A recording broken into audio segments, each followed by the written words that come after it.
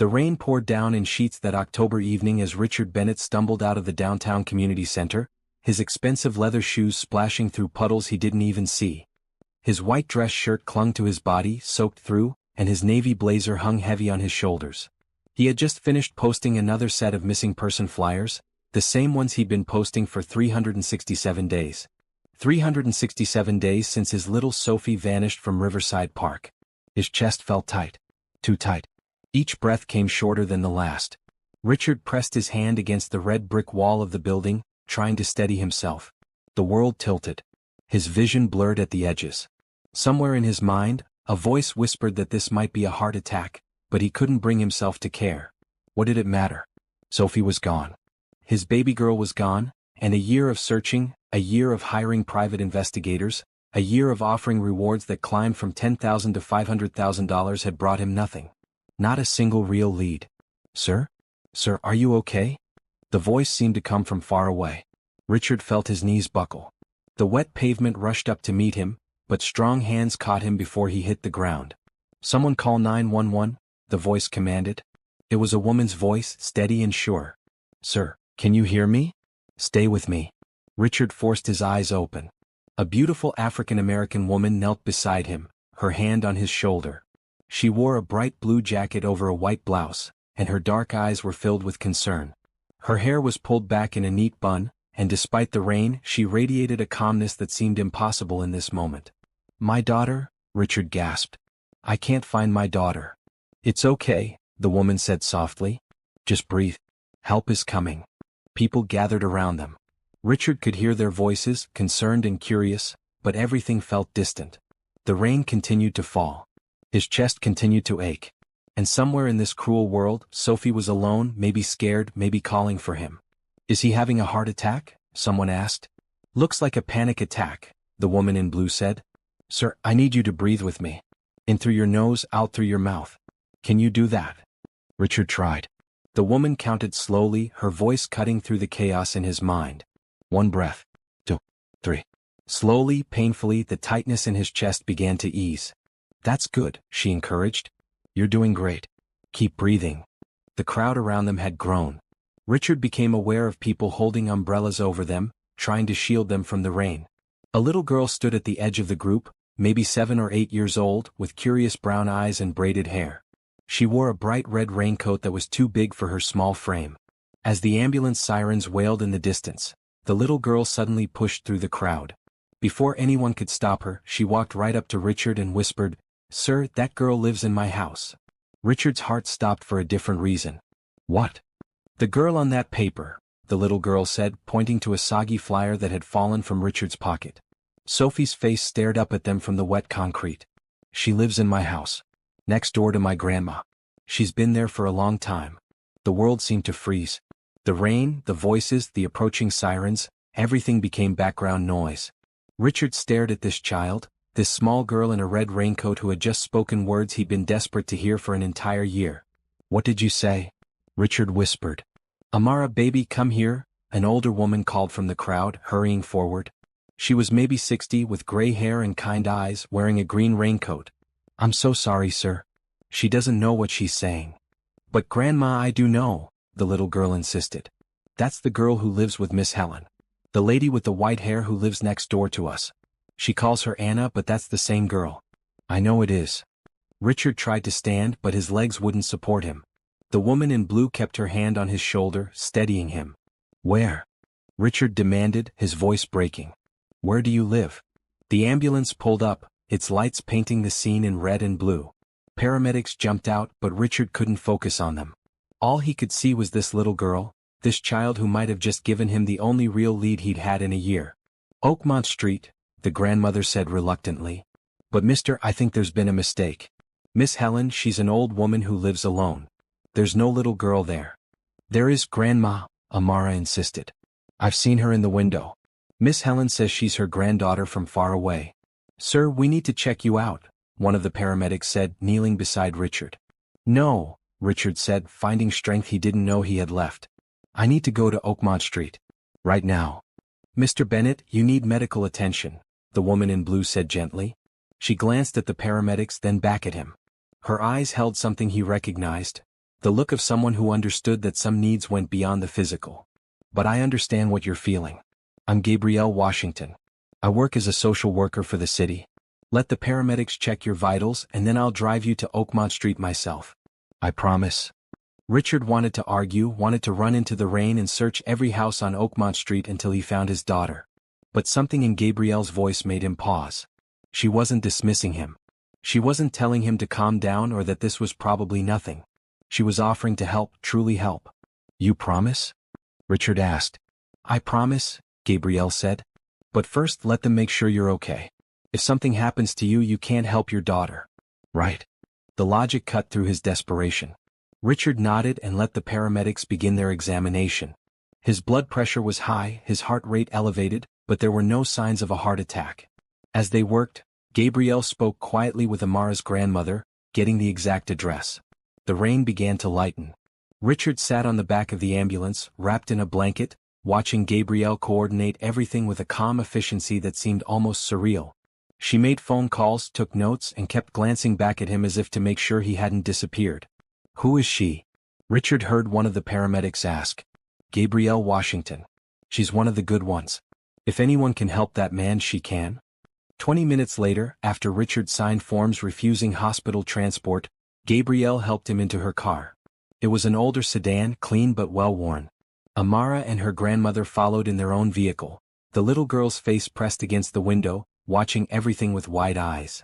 As they drove through the wet streets toward Oakmont Street, Richard's hands shook. Every turn felt like it took an eternity. Gabrielle didn't try to make small talk. She just drove, steady and sure, occasionally glancing at him with those calm, understanding eyes. What if it's not her? Richard finally whispered. Then we keep looking, Gabrielle said simply. But what if it is? Richard closed his eyes. He had imagined this moment 1,000 times. Finding Sophie, holding her again, bringing her home. But he had never imagined it would feel like this, like terror and hope mixed together in equal measure, making it hard to breathe for entirely different reasons than before. The car turned onto Oakmont Street. It was a modest neighborhood, the kind of place Richard rarely visited despite living in the same city. Small houses lined the street, some with neat yards, others less maintained. Gabrielle pulled up in front of a yellow house with white shutters. Next door was a blue house with a garden out front, flowers still blooming despite the late season. That's Miss Helen's house, Amara said from the car behind them, pointing to the blue house. Richard opened the car door, but Gabrielle put a gentle hand on his arm. Let me go first, she said. As a social worker, I have some authority here that might help. If this is your daughter, we need to handle this correctly, okay? For her sake. Every fiber of Richard's being wanted to rush to that door and break it down if necessary. But Gabrielle was right. He nodded, and together they walked up the path to the blue house. Have you ever lost something so precious that every day without it felt like dying slowly? Could you survive a year of not knowing if your child was safe, scared, or even alive? If this story is touching your heart, please subscribe and comment below. Tell me what you would do if you were Richard. Would you have kept searching? Your thoughts mean everything. The doorbell echoed inside the blue house. Richard stood beside Gabrielle on the small porch, his heart pounding so hard he thought it might burst from his chest. He could see a curtain move in the front window, someone peeking out. Remember, stay calm, Gabrielle whispered. No matter what happens. The door opened slowly. An elderly white woman stood there, maybe 75, with soft white curls and confused blue eyes. She wore a purple cardigan over a floral dress, and her hands trembled slightly as she gripped the doorknob. Can I help you? She asked, her voice wavering. Hello, ma'am. My name is Gabrielle Washington. I'm a social worker with the city. This is Richard Bennett. We're looking for someone, and we heard there might be a child staying with you. The woman's confusion deepened. A child? Yes, my granddaughter is visiting. But I don't understand. Is something wrong? May we come in? Gabrielle asked gently. We just need to ask a few questions. The woman hesitated, then nodded and stepped back. The house smelled like vanilla and old books. Everything was neat and clean, decorated with photos and knickknacks that spoke of a long life lived. Richard's eyes scanned desperately for any sign of Sophie. Anna, the elderly woman called. Anna, sweetheart, can you come here please? Richard heard footsteps on the stairs. Small footsteps. His breath caught in his throat. A little girl appeared at the top of the staircase. She wore a bright green dress and had long brown hair that fell past her shoulders. She was taller than Richard remembered, thinner, but the shape of her face, the way she held herself. Sophie, Richard breathed. The little girl looked at him with curious eyes. There was no recognition there, no cry of "Daddy," no rush down the stairs into his arms. She just stared at him like he was a stranger. "That's not Sophie," the elderly woman said, confused. "That's Anna. She's my son's daughter from California. She came to visit and just never left." Gabrielle put a steadying hand on Richard's arm as he took a step forward. "How long has she been with you?" Gabrielle asked the older woman. "Oh, about a year now, I think. Maybe longer? Time gets so confusing these days. My son was having trouble and he sent her to stay with me. Such a sweet girl." "What's your son's name?" Gabrielle asked. The woman's face went blank. "My son? I had a son. Thomas? No, that's not right. I can't quite remember." Richard felt like he was in a nightmare. His daughter was standing right there, 15 feet away, wearing a dress he'd never seen, answering to a name that wasn't hers, and she didn't even know him. "Sophie," he said again, his voice breaking. "Baby, it's Daddy. It's me." The little girl tilted her head. "My name is Anna," she said softly. "Are you a friend of Grandma Helen's?" Gabrielle squeezed Richard's arm harder, keeping him grounded. "Ma'am, I'm going to need to make some phone calls. Do you have any paperwork about Anna? Birth certificate, custody papers, anything?" Helen looked distressed. "Paperwork? I'm sure I did, but I can't remember where I put things anymore. Everything gets so mixed up." "That's okay," Gabrielle said soothingly. She pulled out her phone and stepped into the hallway, speaking quietly. Richard could hear her calling someone, asking for police assistance and child protective services. Richard couldn't take his eyes off the little girl. She stood on the stairs, watching him with those big brown eyes.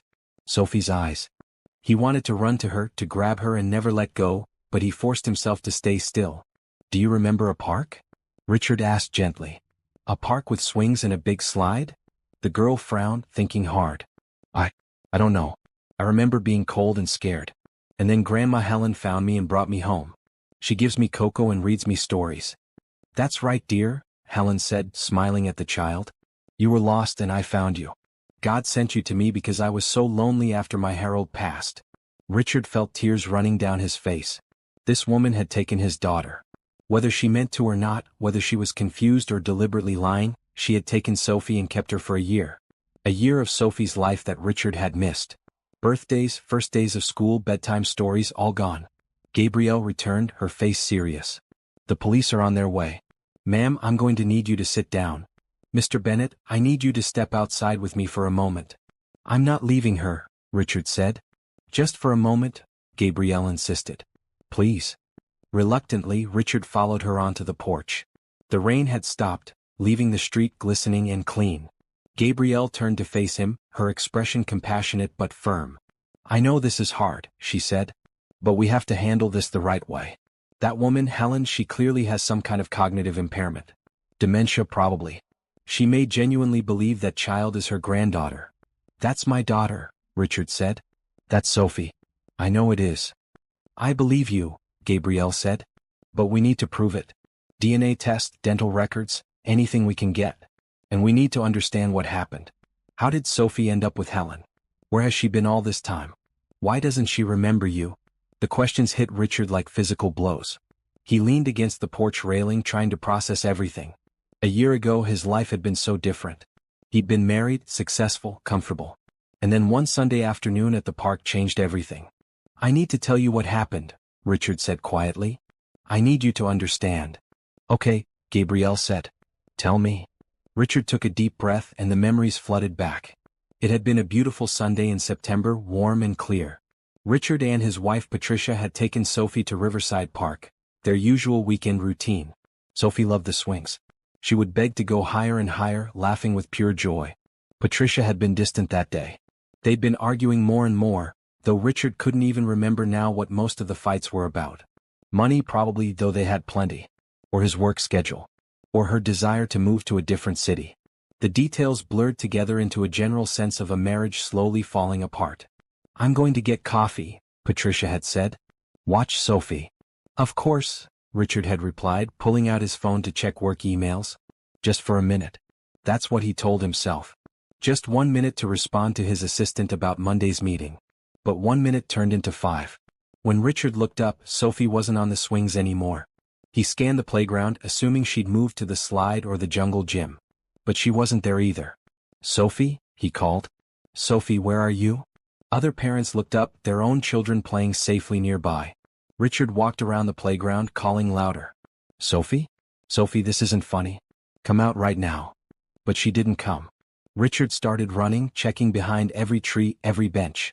He asked other parents if they'd seen a little girl in a pink dress with brown pigtails. No one had noticed her leave. Patricia returned with 2 coffees to find Richard in a panic. "What happened? Where's Sophie?"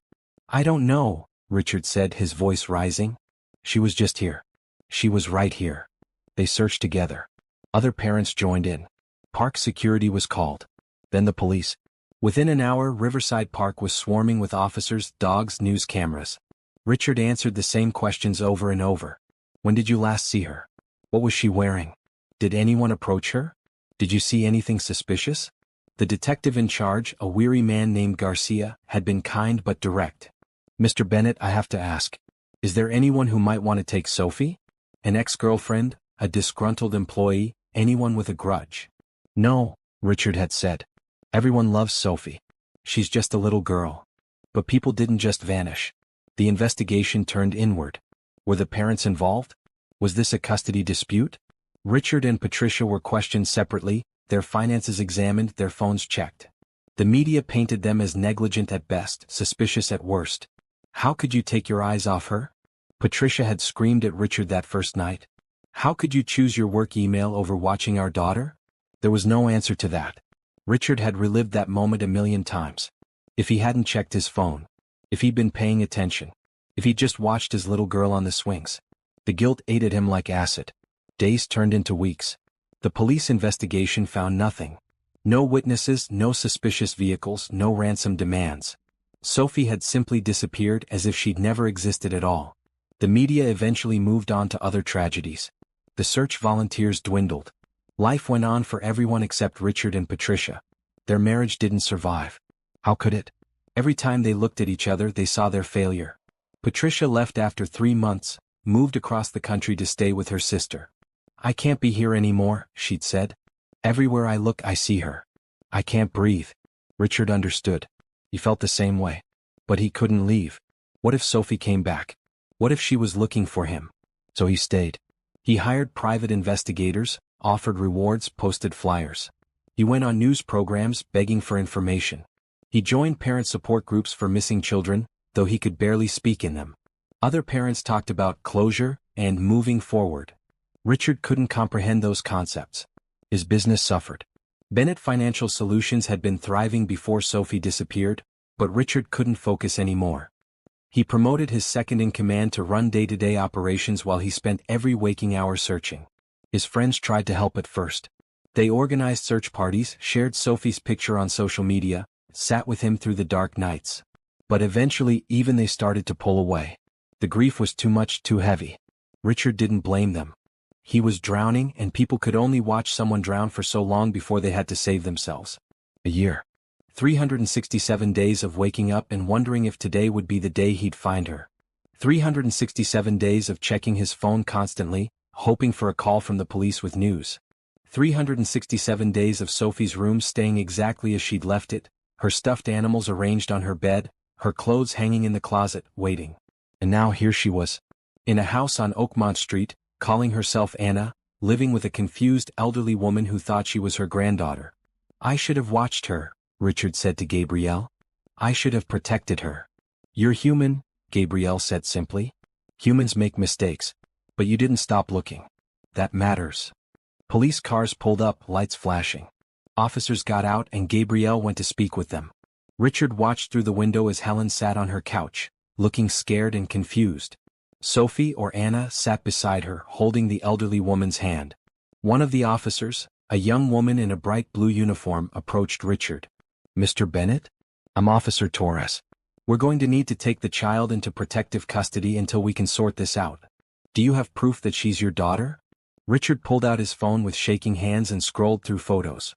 Sophie at her 5th birthday party, wearing a princess crown. Sophie missing her front teeth, grinning at the camera. Sophie asleep in his arms when she was just a baby. That's her, Officer Torres said quietly, comparing the photos to the little girl inside. We'll need DNA confirmation, but I can see the resemblance. How long will that take? Richard asked. 48 hours for a rush test. In the meantime, she'll be placed with a temporary foster family unless you can arrange something else. No, Richard said immediately. She's been away from me for a year. I can't lose her again. Mr. Bennett, I understand, but protocol requires. I can help, Gabrielle interrupted. She'd been speaking with the other officers and now joined them. I'm a licensed social worker and foster parent. I can take temporary custody with the court's approval. That way Mr. Bennett can have supervised visits while we wait for the DNA results and figure out exactly what happened here. Richard looked at this woman he'd met less than 2 hours ago. She was offering to help, really help, not just with words but with action. Most people would have walked away after calling the police. But Gabrielle was still here, still trying to make this better. Why would you do that? Richard asked. Gabrielle met his eyes. Because every child deserves to be with their family. And because I can see in your face that you love that little girl more than anything in the world. Let me help you bring her home the right way. Richard wanted to argue, wanted to demand they give him his daughter right now. But he looked back through the window at Sophie, still sitting beside Helen, confused and scared by all the police. Forcing her out of the only home she'd known for the past year wouldn't help her. It would only traumatize her more. Okay, Richard said. Okay, yes. Please. The next morning, Richard sat in a small office at the Department of Family Services, filling out paperwork with hands that wouldn't stop shaking. Coffee had gone cold in a paper cup beside him, untouched. He'd been here since dawn, though he hadn't slept at all the night before. How could he sleep when Sophie was so close yet still so far away? Gabrielle walked in carrying a folder and wearing a bright maroon blouse with black pants. Even in the harsh fluorescent lighting of the government building, she had a warmth about her that made the sterile space feel a little less cold. Good morning, she said, setting the folder on the desk between them. How are you holding up? I don't know, Richard admitted. Part of me still can't believe this is real. That I actually found her. It's real, Gabrielle assured him. Sophie is currently with another social worker, getting a medical evaluation. Standard procedure. After that, she'll come home with me and you can visit this afternoon. The judge approved supervised visitation while we wait for the DNA results. Richard nodded. He'd already given DNA samples last night, as had Sophie. Now it was just a waiting game. 48 hours felt like an eternity. Tell me about Helen Crawford, Richard said. The woman who had Sophie. What's going to happen to her? Gabrielle sat down across from him, her expression thoughtful. Helen is being evaluated by a geriatric psychiatrist. From what I've observed, she has moderate to advanced dementia. She genuinely believed Sophie was her granddaughter. She has no living children, no family at all actually. Her husband died 5 years ago. So she just took my daughter? That's what we're trying to piece together, Gabrielle said carefully. The leading theory is that Sophie wandered away from the park, possibly got lost or disoriented. Helen found her and, in her confused state, believed Sophie was family. She took her home, thinking she was helping. Richard felt anger rising in his chest, but it had nowhere to go. How could he be angry at a sick old woman who hadn't meant any harm? And yet his daughter had been missing for a year because of her. What I don't understand is why Sophie doesn't remember me, Richard said. Why doesn't she remember anything from before? The doctors think she may have suffered a head injury when she first disappeared. There's a small scar on her scalp that's about a year old. It's possible she fell, hit her head, and developed temporary amnesia. Combined with being in a new environment with someone telling her she was Anna, her mind just accepted that reality. Richard closed his eyes. His little girl had been hurt and scared, with no memory of home or family, and a confused elderly woman was all she had. For a year. I should have found her sooner, Richard whispered. Richard, Gabrielle said firmly, leaning forward. You did everything you could. You never stopped looking. That matters more than you know. How do you stay so calm? Richard asked. How do you deal with situations like this every day and not fall apart? Gabrielle was quiet for a moment, her fingers tracing the edge of the folder. Can I tell you something about myself? Please. I grew up in foster care, Gabrielle began. My mother was a teenage mom who couldn't take care of me. I went into the system when I was 3 years old. I lived in 7 different homes before I turned 18. Richard looked at her with new eyes. This woman who seemed so put together, so capable, had come from that? Some of the homes were okay, Gabrielle continued. Some were terrible. But there was one family, the Washingtons, who took me in when I was 14. They were older, their own kids grown and gone. They didn't have to take in an angry teenager with trust issues, but they did. And they loved me. Really loved me, not for the check from the state, but because they believed every child deserves a home. They sound like good people, Richard said. The best, Gabrielle agreed, a soft smile on her face. They insisted I take their last name when I turned 18. Said I was their daughter in every way that mattered. Mrs. Washington passed away 3 years ago, and Mr. Washington lives in a retirement community now. I visit him every Sunday. Is that why you became a social worker? Partly. I wanted to be for other kids what the Washingtons were for me. Someone who doesn't give up, who sees them as people, not cases. And I've seen enough pain and tragedy to know that giving up hope is the same as giving up on life. So I choose to believe that good things can happen, even when everything seems dark. Richard found himself leaning forward, drawn into her story. How many kids have you helped? I've lost count, Gabrielle admitted. Some cases work out well, some don't. But I try to give each one everything I have. That's all any of us can do, right? Our best. They sat in comfortable silence for a moment. Outside the office, phones rang and people rushed past with their own emergencies and crises. But in this small space, Richard felt something he hadn't felt in a year: peace. Not complete peace, not with Sophie still in limbo. But a sense that maybe, just maybe, things would be okay. Thank you, Richard said, for everything you're doing.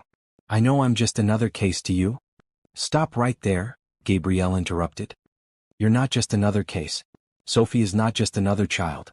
Every person who comes through my door matters. You matter. Richard felt his throat tighten with emotion. When was the last time someone had said that to him? When was the last time he'd felt like he mattered as a person, not just as Sophie's father or as a businessman or as the man whose daughter went missing? I want to help Helen too, Richard said suddenly. Whatever happens, I don't want her to suffer. She kept Sophie safe. Fed her, clothed her, gave her a home. Yes, she should have called the police or asked questions, but in her confused state, she was trying to do something good. That has to count for something. Gabrielle's eyes shone with something that looked like respect. That's very kind of you. Most people in your situation would want her prosecuted to the fullest extent. What good would that do? She's a sick old woman. Putting her in jail won't give me back the year I lost. It'll just create more pain. I'll see what I can arrange, Gabrielle said. Right now, she's in a temporary care facility for evaluation. If you're serious about helping, maybe we can find a good long-term placement for her. A proper nursing home where she can get the care she needs. I'll pay for it, Richard said immediately. Whatever it costs, I'll cover it. Gabrielle smiled. You're a good man, Richard Bennett. I'm trying to be, Richard said. I made mistakes. I took my eyes off Sophie when I should have been watching. I let my marriage fall apart. I got so wrapped up in searching that I forgot to take care of myself. But I want to do better. For Sophie and for everyone who's helping us. Speaking of taking care of yourself, Gabrielle said, pulling a business card from her pocket. This is a therapist who specializes in trauma and family reunification. Both you and Sophie are going to need support as you rebuild your relationship. She doesn't remember you right now, Richard. That's going to be hard. Maybe the hardest thing you've ever done. Richard took the card. Dr. Patricia Mitchell, licensed psychologist. I'll call her today. Good. Now let's talk about this afternoon. When you see Sophie, I need you to understand that you can't rush this. She's going to be scared and confused. You're a stranger to her right now. We need to let her set the pace.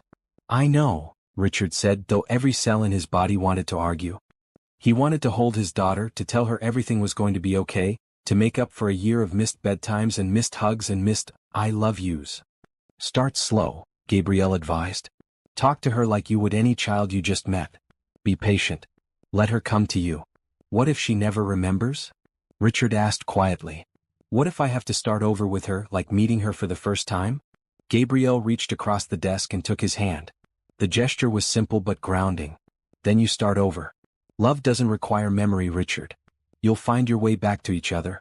I've seen it happen before. A knock on the door interrupted them. A young man in a green shirt stuck his head in. Ms. Washington? The child is back from her medical evaluation. She's asking for you. Gabrielle stood. I'll go get her settled at my place. Why don't you come by around 3? That'll give her some time to adjust. Where do you live? Richard asked. Gabrielle wrote an address on a piece of paper. It's not fancy, but it's home. I have a spare bedroom that I keep ready for emergency placements. Sophie will be comfortable there. Richard looked at the address. It was in the same neighborhood as Oakmont Street, the area he'd driven through last night. Not a bad neighborhood but not wealthy either. Working class, modest, real. Can I bring her anything? Toys, clothes, her favorite foods. Let's start with something small, Gabrielle suggested. Maybe a new stuffed animal? Something that's a gift from you, not something that will overwhelm her with memories she doesn't have right now. Richard nodded. He could do that. He would do that. Whatever it took to connect with his daughter again. As Gabrielle left to get Sophie, Richard sat alone in the office. Through the window he could see the city spread out below. Somewhere in that city, his ex-wife Patricia was going about her life, unaware that their daughter had been found. He should call her. He knew he should. But something held him back. Patricia had left. When things got hard, when the pain became too much, she'd chosen to run. Richard didn't judge her for it. He understood the impulse. But he'd stayed. He'd kept searching. And now, with Sophie so close to coming home, did Patricia deserve to just walk back into their lives? Richard shook his head. That wasn't fair. Whatever happened between him and Patricia, Sophie deserved to know her mother was alive and had a choice in her life. He pulled out his phone and stared at Patricia's contact information. His finger hovered over the call button. But not today. Today was about Sophie. About taking the first small steps toward bringing his daughter home. Everything else could wait. Richard stood and walked to the window. The sun was shining bright and clear. A beautiful day. He thought about Gabrielle's story, about how she'd gone from foster care to becoming someone who helped others. He thought about Helen Crawford, confused and alone, who'd tried in her broken way to fill the void in her life. He thought about little Amara in her red raincoat, who'd spoken up when she didn't have to. So many people, all connected by one missing little girl. And now, finally, there was hope. Real hope. Not the desperate clinging kind Richard had survived on for a year, but genuine hope that his family could be whole again.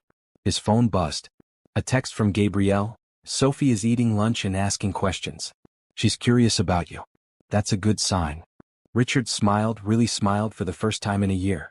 His daughter was curious about him. It was a start. At exactly 3 o'clock, Richard stood outside Gabrielle's apartment building with a small gift bag in his hands. Inside was a stuffed elephant, soft and gray with big floppy ears. Sophie had loved elephants when she was younger, before she disappeared. He hoped that maybe, on some level, she still did. The building was modest, red brick with window boxes where flowers had bloomed earlier in the season. Gabrielle's apartment was on the 3rd floor. Richard climbed the stairs slowly, each step feeling heavy with the weight of the moment. He was about to see his daughter for the first time in a year, and she wouldn't even know who he was. Before he could knock, the door opened. Gabrielle stood there in jeans and a bright blue sweater, her hair down around her shoulders instead of pulled back like yesterday. She looked softer somehow, more relaxed in her own space. Right on time, she said with an encouraging smile. Come in. Sophie's in the living room. Richard stepped inside. The apartment was small but comfortable, decorated with warm colors and soft furniture. Children's drawings covered one wall, clearly from kids Gabrielle had helped over the years. A bookshelf overflowed with titles ranging from psychology texts to children's stories. Everything felt lived in and loved. Sophie sat on the couch, swinging her legs and watching a cartoon on a small television. She wore different clothes than yesterday, a bright red t-shirt and jeans that looked new. Her hair was brushed and held back with a yellow clip. Sophie, Gabrielle said gently. You have a visitor. Sophie turned and looked at Richard with those big brown eyes. She didn't scream or run to him. She just watched him with curiosity and a hint of wariness. Hi, Richard said, his voice barely above a whisper. My name is Richard. It's nice to meet you. Hi, Sophie replied quietly. Are you the man from yesterday? The one who was looking for someone? Yes, that's me. Richard held up the gift bag. I brought you something. A present if you'd like it. Sophie's eyes lit up the way children's eyes do at the promise of gifts. What is it? Why don't you look? Richard suggested. Sophie slid off the couch and walked over slowly. She took the bag carefully and peeked inside, then pulled out the stuffed elephant. Her face broke into a genuine smile. An elephant, she breathed. I like elephants. Richard felt his heart squeeze. She remembered. Maybe not him, maybe not their life together, but she remembered loving elephants. I'm glad, Richard said. What are you going to name it? Sophie thought hard, hugging the elephant to her chest. Peanut. Because elephants eat peanuts, right? They do, Richard confirmed. He wanted to tell her that she'd had an elephant named Peanut when she was 3, that it had been her favorite toy until she lost it at a restaurant. But he held back. Too much too soon. Would you like to watch cartoons with me? Sophie asked. Gabrielle says I can watch one more before I have to do reading time. I'd love that, Richard said. They sat on the couch together, Sophie in the middle between Richard and Gabrielle. The cartoon was something bright and silly about talking animals. Sophie laughed at the jokes, still clutching her new elephant. Occasionally she glanced at Richard, curiosity clear on her face. Why were you looking for someone? Sophie asked during a commercial break. Richard exchanged a look with Gabrielle, who gave a small nod. They discussed how to handle these questions. I was looking for someone very special to me, Richard said carefully. Someone I missed very much. Did you find them? I think so. But it's complicated. Sometimes finding someone is just the first step. Then you have to get to know them all over again. Sophie seemed to accept this explanation. I don't remember much from before I came to live with Grandma Helen. Sometimes I try, but it's all fuzzy. Like a dream I can't quite remember when I wake up. That must be confusing, Richard said. It is. But Grandma Helen said not to worry about it. She said God brought me to her for a reason, and that's all that matters. Sophie paused, then asked, Is Grandma Helen okay? I heard people saying she was sick. She is sick, Gabrielle said gently. But she's being taken care of. She loves you very much, Sophie. She was trying to help you when she found you. She just got confused about some things. Can I see her? Maybe soon, Gabrielle said. We'll see. The cartoon came back on, and Sophie's attention returned to the television. Richard sat there, just watching her breathe, watching her smile at the funny parts, watching her exist. His daughter was alive. She was healthy. She was right here beside him. After the show ended, Gabrielle suggested they play a game. She pulled out a simple board game about moving pieces around a colorful path. They sat on the floor around a coffee table, rolling dice and moving their pieces. Sophie was competitive in the way kids are, celebrating when she moved ahead and groaning dramatically when she had to move back. She chatted about little things. The sandwich Gabrielle made her for lunch, the nice doctor who examined her that morning, how she liked the bedroom Gabrielle had given her with its yellow curtains. Richard listened to every word, memorizing her voice, the way she giggled, the expressions that crossed her face.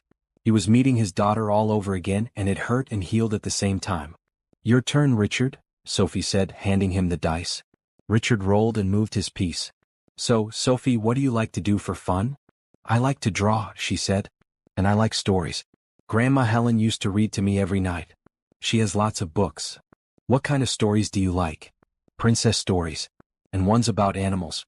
Oh, and mysteries. I like trying to figure out who did it before the story tells you. Richard smiled. When Sophie was little, before she disappeared, her favorite book had been about a princess who solved mysteries.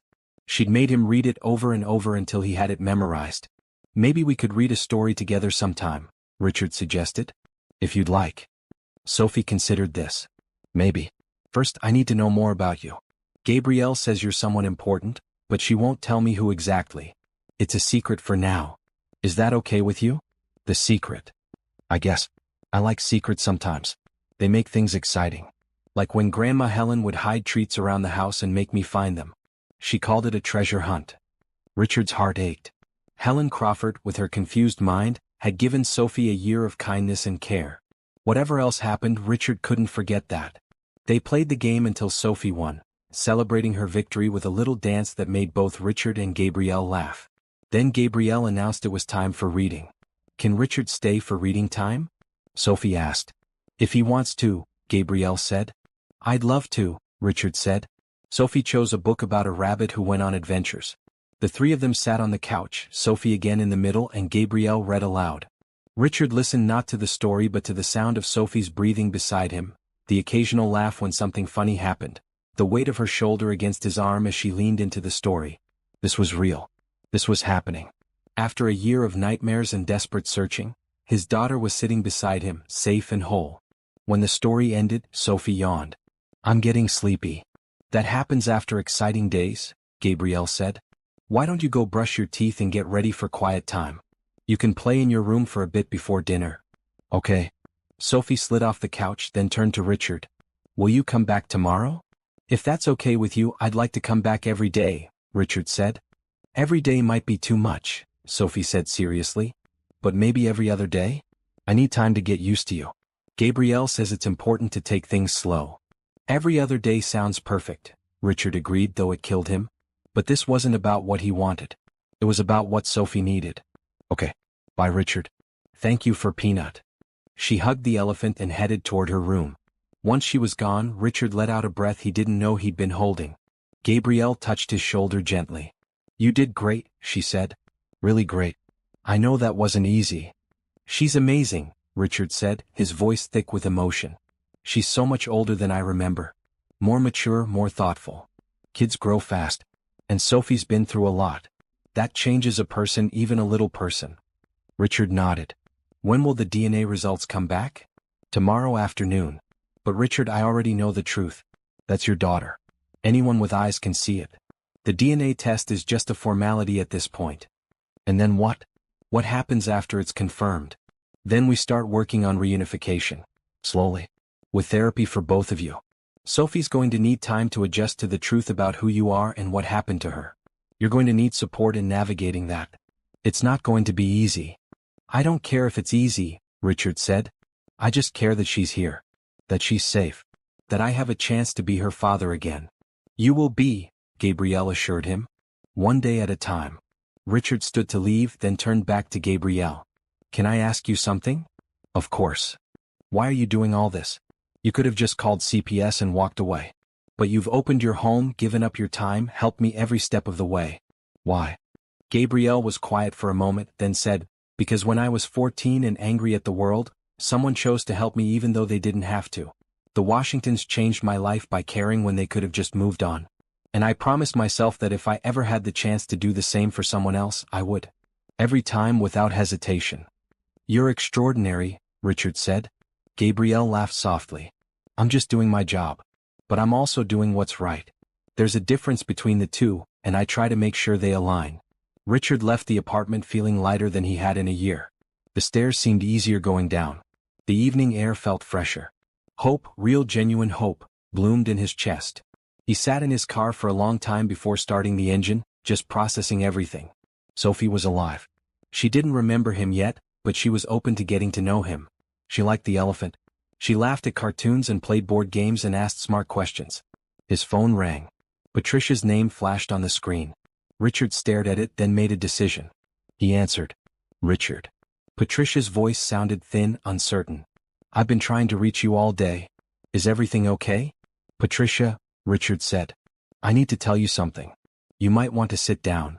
Patricia arrived the next morning on the first flight she could get. Richard picked her up at the airport, and for the first few minutes, neither of them knew what to say. She looked different. Thinner, with shadows under her eyes and new lines around her mouth. Her brown hair was shorter, styled in a practical bob. She wore a bright green jacket and black pants, her hands clutched tightly around her purse. Hi, Patricia finally said as Richard drove away from the terminal. Hi, Richard replied.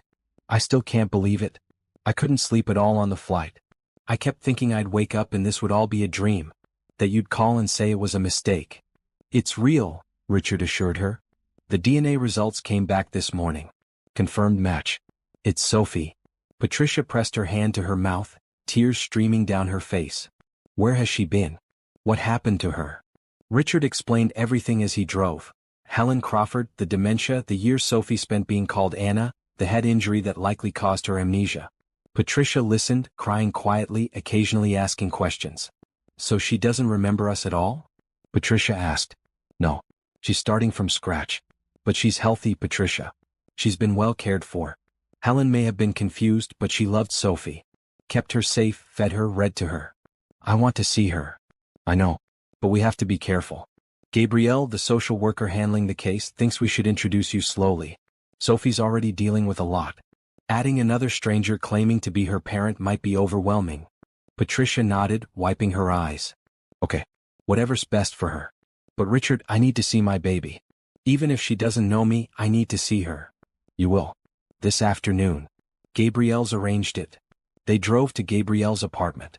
Patricia's hands shook as they climbed the stairs.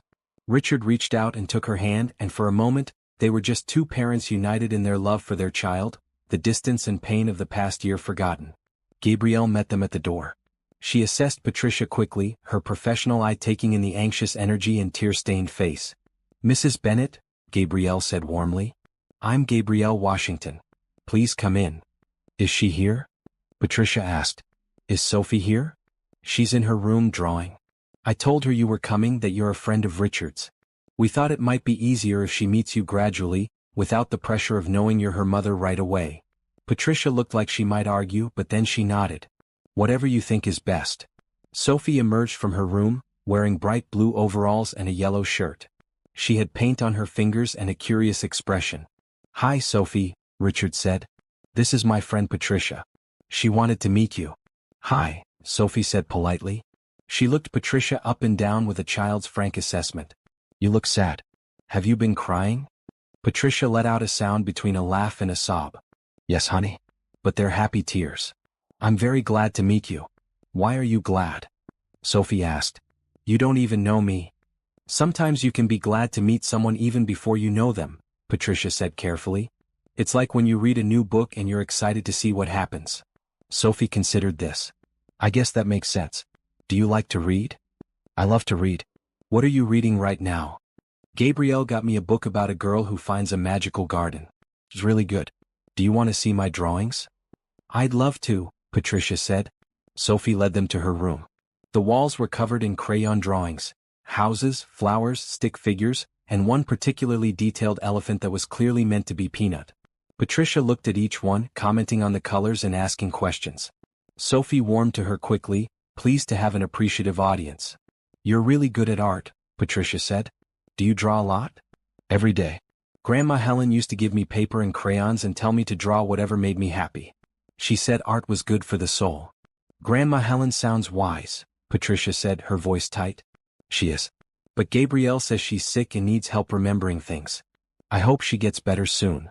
Gabrielle stepped in. "Sophie, why don't you show Patricia your favorite drawing? The one you made yesterday?" While Sophie searched through her pile of artwork, Patricia stepped out into the hallway with Richard and Gabrielle. She was shaking, barely holding it together. "That's my daughter," Patricia whispered. "That's my baby and she doesn't know me." "She will," Gabrielle said firmly. "It will take time, but she will. The important thing is that she's safe and healthy. Everything else we can work through." "I left," Patricia said suddenly. "I left when things got hard and Richard stayed. He kept looking. If it weren't for him, we might never have found her." "You did what you needed to survive," Gabrielle said. "There's no judgment here. What matters now is what you do moving forward." Patricia nodded, wiping her eyes. "I want to be part of her life. I want to help." "Good," Gabrielle said. "Because Sophie's going to need both of her parents as she heals from this." They spent the afternoon together, all of them. Gabrielle ordered pizza for lunch, and they ate in the living room while Sophie told them about the different houses she remembered being in with Helen. She didn't remember much, just fragments. A house with a green door, another with a loud dog next door, and finally the blue house on Oakmont Street. "Did Helen move around a lot?" Richard asked Gabrielle quietly while Sophie was in the bathroom. "We're still piecing it together," Gabrielle admitted. Helen has a sister in another state who confirmed that Helen had been calling less and less over the past 2 years. The dementia was progressing, but no one realized how bad it had gotten. It's likely Helen did move a few times, maybe forgetting where she lived, finding new places. That would explain why no one reported seeing Sophie. Different neighborhoods, different people. "How did no one notice?" Patricia asked. "How did a little girl just disappear into someone's house for a year without anyone questioning it?" "People see what they expect to see," Gabrielle said sadly. "An elderly woman with a child, most people assume it's her granddaughter. Especially if Helen told them that story. And in some neighborhoods people mind their own business. They don't ask questions." Sophie came back and the conversation shifted to lighter topics. They played another board game and Sophie taught Patricia how to play. Patricia kept touching Sophie's hand, her shoulder, any small contact she could make as if to confirm her daughter was real. As the afternoon wore on, Sophie started to yawn. Gabrielle suggested quiet time, and Sophie agreed readily. Before she went to her room, she hugged Patricia. "Will you come back?" Sophie asked. "If that's okay with you, yes," Patricia said. "Okay. You're nice. I like you." After Sophie left, Patricia broke down completely. Gabrielle held her while she sobbed, the grief and relief and guilt all pouring out at once. Richard stood nearby, his own eyes wet, not sure if he should join in or give them space. "I'm so sorry," Patricia kept saying. "I'm so sorry I left. I'm so sorry I gave up." "You're here now," Gabrielle said. "That's what counts." Eventually, Patricia calmed down enough to talk. "What happens next?" she asked. "When does Sophie come home?" "That depends," Gabrielle said. "First, both of you need to complete a reunification course. It's standard procedure. You'll learn how to handle the special circumstances of Sophie's amnesia, how to help her adjust, how to support her mental health. Then there will be supervised visits that gradually increase in length and frequency. If all goes well, Sophie could be home in a few weeks." "A few weeks?" Patricia asked. "That's so long." "It's actually quite fast," Gabrielle said. "Usually these cases take months. But Sophie is healthy and well-adjusted, and she's already forming connections with both of you. Judge Martinez is sympathetic and willing to move things along as quickly as is safe for Sophie." "And Helen?" Richard asked. "What's happening with her?" "She's been moved to a memory care facility. It's a good place specifically for people with dementia. They're working on getting her comfortable there." "Richard, I know you offered to help with her costs. That's incredibly generous, but there might be insurance or state assistance available." "I don't care about that," Richard said. "Whatever she needs, I'll cover it. She kept my daughter safe for a year. I owe her everything." "Can we see her?" Patricia asked. "Helen, I mean. I need to see the woman who had our daughter." Gabrielle hesitated. "I'm not sure that's a good idea right now. Helen is very confused and could be upset by visitors she doesn't know." "Please," Patricia said. "I need to understand. I need to see where Sophie was, who she was with. I need to make sense of this." Gabrielle looked at Richard, who nodded. "Okay," Gabrielle said. "I'll arrange it, but you need to be prepared. Helen isn't a villain in this story. She's a victim of her own disease. She genuinely thought she was helping Sophie." The next day, Gabrielle drove Richard and Patricia to the memory care facility. It was a nice place, clean and bright with gardens outside and spacious common areas inside. Residents sat in chairs, some watching television, others playing cards or talking with staff. Many had the same vacant, confused expression that Richard remembered from Helen's face. Helen was in her room, sitting by the window and looking out at the garden. She wore a lavender dress and had her white hair neatly brushed. A nurse had told them she was having a good day, relatively lucid. "Helen," Gabrielle said gently, "you have visitors." Helen turned, her blue eyes focusing on them with effort. "Do I know you?" "My name is Richard Bennett. This is Patricia. We wanted to talk to you about Anna." Helen's face lit up. "Anna, my sweet girl. Is she here? Can I see her?" "Not today," Gabrielle said. "But she's doing well. She wanted you to know that she's happy and healthy." "That's good. I worry about her. I found her, you know. She was all alone and scared. I couldn't leave her there." "What kind of person would leave a child alone?" Patricia sat down in a chair across from Helen. "You took good care of her," she said, her voice shaking slightly. "Anna says you read to her every night and made her feel safe." "Of course I did. She's my granddaughter." "Or, no, that's not right, is it?" Helen frowned, confusion creeping into her expression. "Sometimes I forget. Everything gets so mixed up in my head." "It's okay," Richard said. "We know you were trying to help." "I was lonely," Helen said quietly. "After Harold died, the house was so quiet. And then there was Anna, and suddenly I had someone to take care of again. Someone who needed me. It felt like a gift." "Where did you find her?" Patricia asked. "Can you remember?" Helen's brow furrowed. I was walking. By the park? Or was it the store? There was a little girl sitting on a bench, crying. No one was with her. I waited, but no one came. So I asked if she was lost, and she said she didn't know where she was. She'd hurt her head. There was blood." Richard's hands clenched into fists. His little girl, hurt and bleeding, and he hadn't been there. "I took her to my house to clean her up," Helen continued. "I was going to call someone, but then I thought, who would I call? And she seemed happy with me. So I just kept her. I know that sounds wrong, but in my head it made sense. God brought her to me. That's what I thought." "Did you ever think about trying to find her family?" Gabrielle asked gently. "Family?" Helen looked confused. "I am her family. Aren't I?" She looked at each of them, tears forming in her eyes. "I'm confused again. I'm sorry. I'm always confused now." Patricia stood and knelt beside Helen's chair. "You took care of someone who needed help. That's all that matters. Thank you for keeping her safe." Helen touched Patricia's face with a shaking hand. You're the mother, aren't you? I can see it in your eyes. You've been missing her. Patricia nodded, unable to speak. I'm sorry, Helen whispered. I didn't mean to keep her from you. I just forgot. I forget everything now.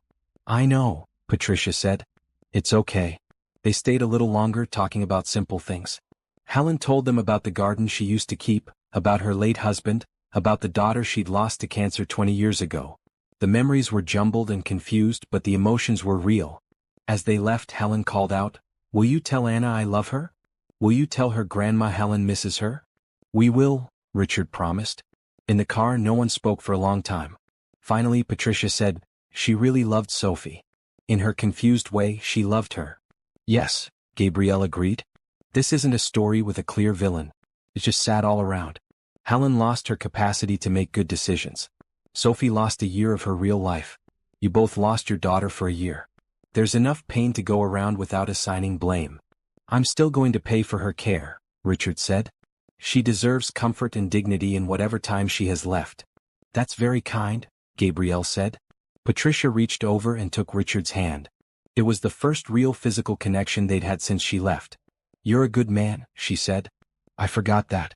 In all the pain and blame, I forgot who you really are." "We both made mistakes," Richard said. "But we have a chance to do better now. For Sophie." "For Sophie," Patricia agreed. The reunification classes started the following week. Richard and Patricia sat in a small conference room at the Family Services building, along with 4 other parents in various stages of reunification with their children. A therapist named Dr. Monica Barnes led the sessions, a middle-aged black woman with kind eyes and a no-nonsense attitude. "Reunification is not simple," Dr. Barnes said during the first session. "You're not just picking up where you left off. That's impossible. The child has changed. You've changed. The circumstances have changed. What we're doing here is learning how to build a new relationship based on where everyone is now, not where you were before." Richard took notes, his hand moving almost automatically across the page. Beside him, Patricia did the same. They hadn't talked much beyond polite exchanges about Sophie and logistics. The easy intimacy of their marriage was long gone, replaced by an awkward formality that hurt in its own way. "For those of you whose children have amnesia," Dr. Barnes continued, looking directly at Richard and Patricia, "this is especially challenging. Your child doesn't just feel distant. She literally doesn't remember you. You're starting from zero." "How do we help her remember?" Patricia asked. "You might not be able to," Dr. Barnes said bluntly. "Memories lost to trauma and head injury don't always come back. And pushing too hard can actually be counterproductive. What you need to focus on is creating new memories.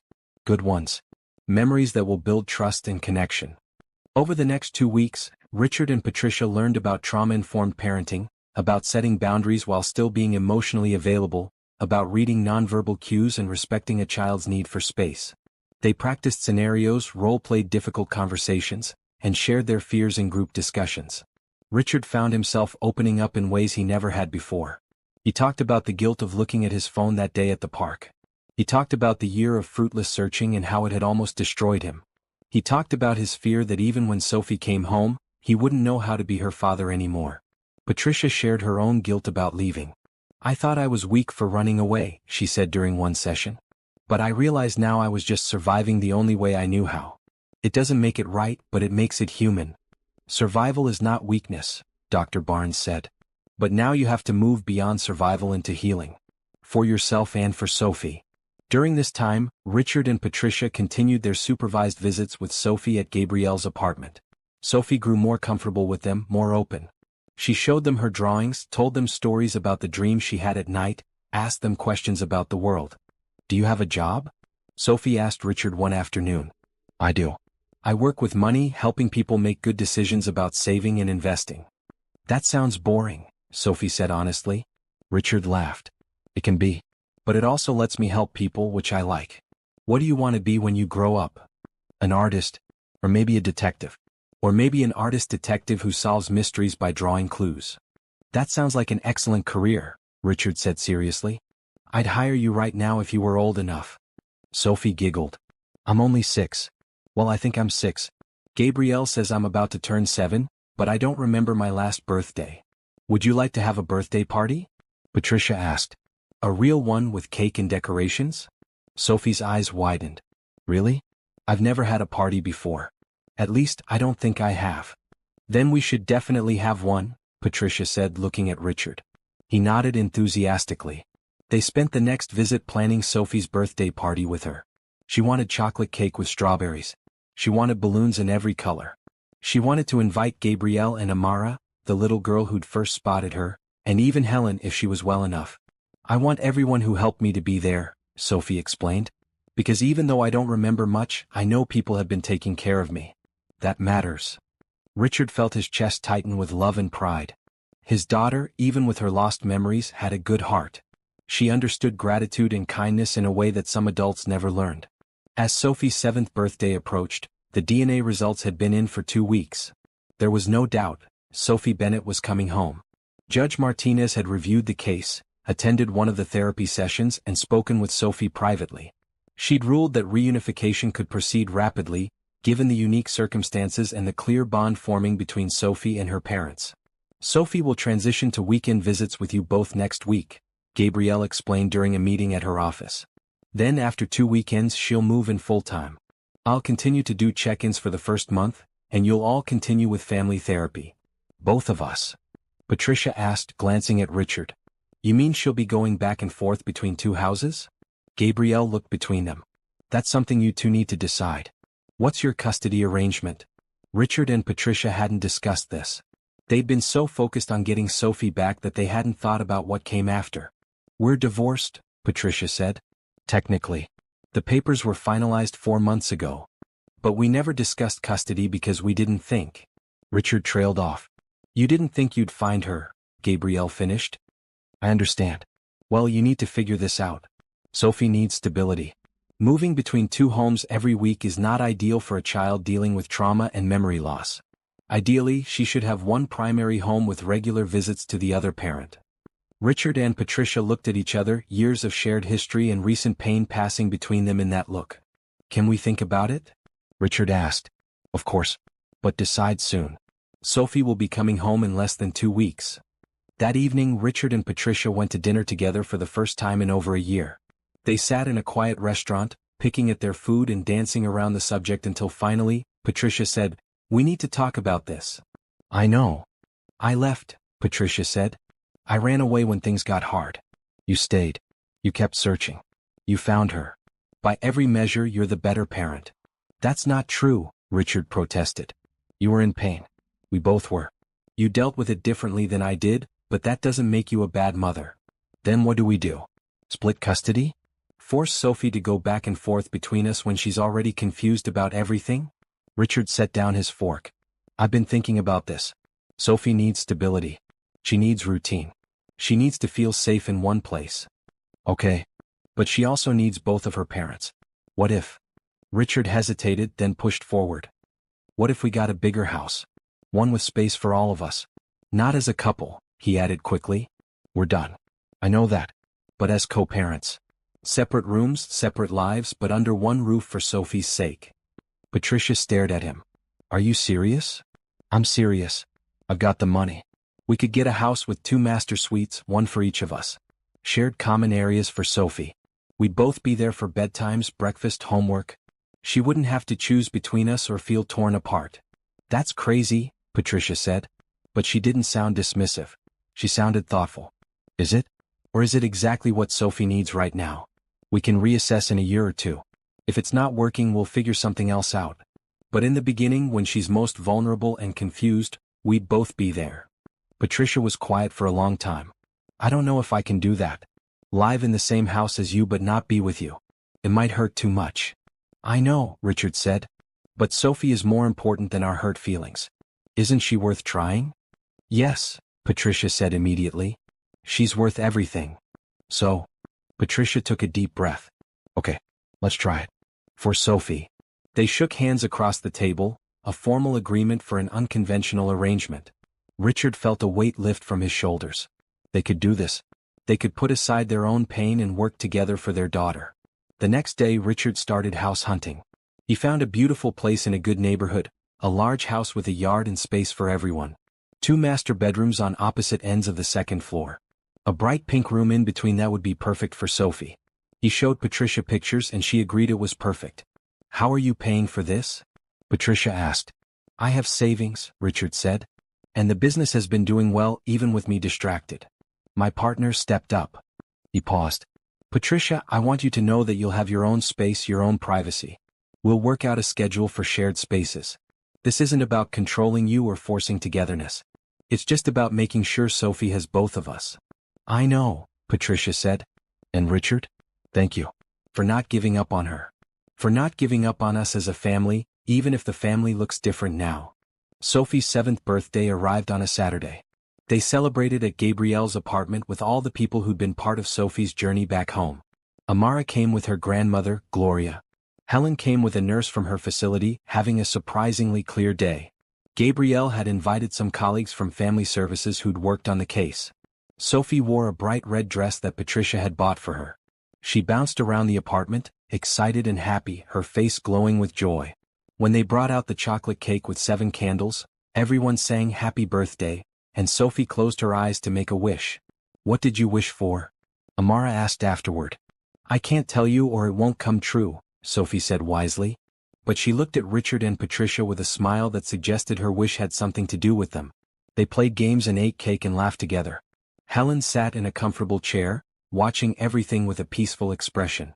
At one point, Sophie went over and hugged her. Thank you for taking care of me, Grandma Helen, Sophie said. Helen stroked Sophie's hair with a shaking hand. You brought light into my darkness, sweet girl. I'll never forget you. Even when I forget everything else, I'll remember that. Richard watched this exchange, and any remaining anger or resentment he'd felt toward Helen melted away. She was a confused old woman who'd made the best choices she could with a failing mind. She'd loved Sophie. That was enough. As the party wound down, Richard and Patricia announced their plan. Sophie, Richard said, kneeling down to her level. We have some news. Next week you're going to come home with us. To a new house where you'll have your own room and a yard to play in. Really? Sophie asked, her eyes wide. Really? Patricia confirmed. Both of us will be there. We'll live together so you can have both your mom and dad with you all the time. Sophie looked between them, processing this information. You're my mom and dad? This was the moment they'd been waiting for. Gabrielle had advised them to let Sophie come to this conclusion on her own, but now seemed like the right time to confirm it. Yes, Richard said. I know you don't remember, but I'm your father.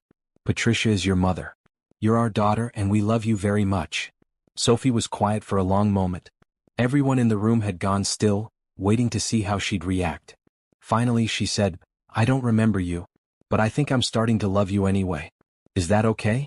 Patricia burst into tears and pulled Sophie into a hug. That's more than okay. That's perfect. Richard joined the hug, the three of them wrapped together, a family reuniting in the most unusual of circumstances. Around them, everyone clapped and wiped away tears. Gabrielle caught Richard's eye over Sophie's head and mouthed, You did it. Yes, Richard thought. They did it. Against all odds, through pain and confusion and the hardest year of his life, they'd found their daughter and brought her home. Now the real work began. The first weekend at the new house felt like a dream. Sophie ran through the rooms, exploring every corner with the excitement of a child discovering treasure. Her room was painted soft pink with white furniture and shelves already filling with books and toys. Large windows let in bright afternoon sunlight. This is mine. Sophie asked for the third time, spinning in a circle with her arms spread wide. All yours, Richard confirmed. He stood in the doorway with Patricia, both of them watching their daughter with matching expressions of joy mixed with lingering disbelief. I have my own bathroom? Sophie had discovered the small en suite, designed specifically for a child with a low sink and colorful tiles. You do, Patricia said. And look. She opened the closet to reveal clothes in every color, all brand new, all in Sophie's size. We got you a whole new wardrobe. Sophie's face fell slightly. I liked some of my clothes at Grandma Helen's house. The green dress with the flowers. We'll get those clothes for you, Richard said quickly. Whatever you want to keep from there, we'll make sure you have. Really? Really? Just because you're home with us now doesn't mean you have to forget everything from before. The time with Helen was part of your life too. Sophie smiled, relieved. She was learning to trust them, but moments like this showed how fragile that trust still was. Every promise they kept mattered. Every time they listened to her needs built the foundation of their new relationship. That first weekend they were careful not to overwhelm Sophie. They established a routine, Breakfast together in the sunny kitchen, playtime in the yard, quiet reading time in the afternoon, dinner as a family, and then bedtime stories. Simple, predictable, safe. On Saturday night, as Richard tucked Sophie into her new bed, she asked, "Do you remember me? From before I got lost?" Richard sat on the edge of the bed, choosing his words carefully. "I remember everything. Every day, every moment. You loved elephants just like you do now. You liked to help me make pancakes on Sunday mornings. You had a favorite stuffed bunny named Snowflake that you took everywhere." Sophie's eyes widened. "Snowflake? I feel like I know that name." "Maybe you're starting to remember," Richard said hopefully. "Or maybe not. Either way, we'll make new memories. Good ones." "Tell me more," Sophie said. "Tell me about before." So Richard did. He told her about the day she was born, how she had a full head of dark hair and the loudest cry the nurses had ever heard. He told her about her first steps, taken while reaching for a butterfly in their old garden.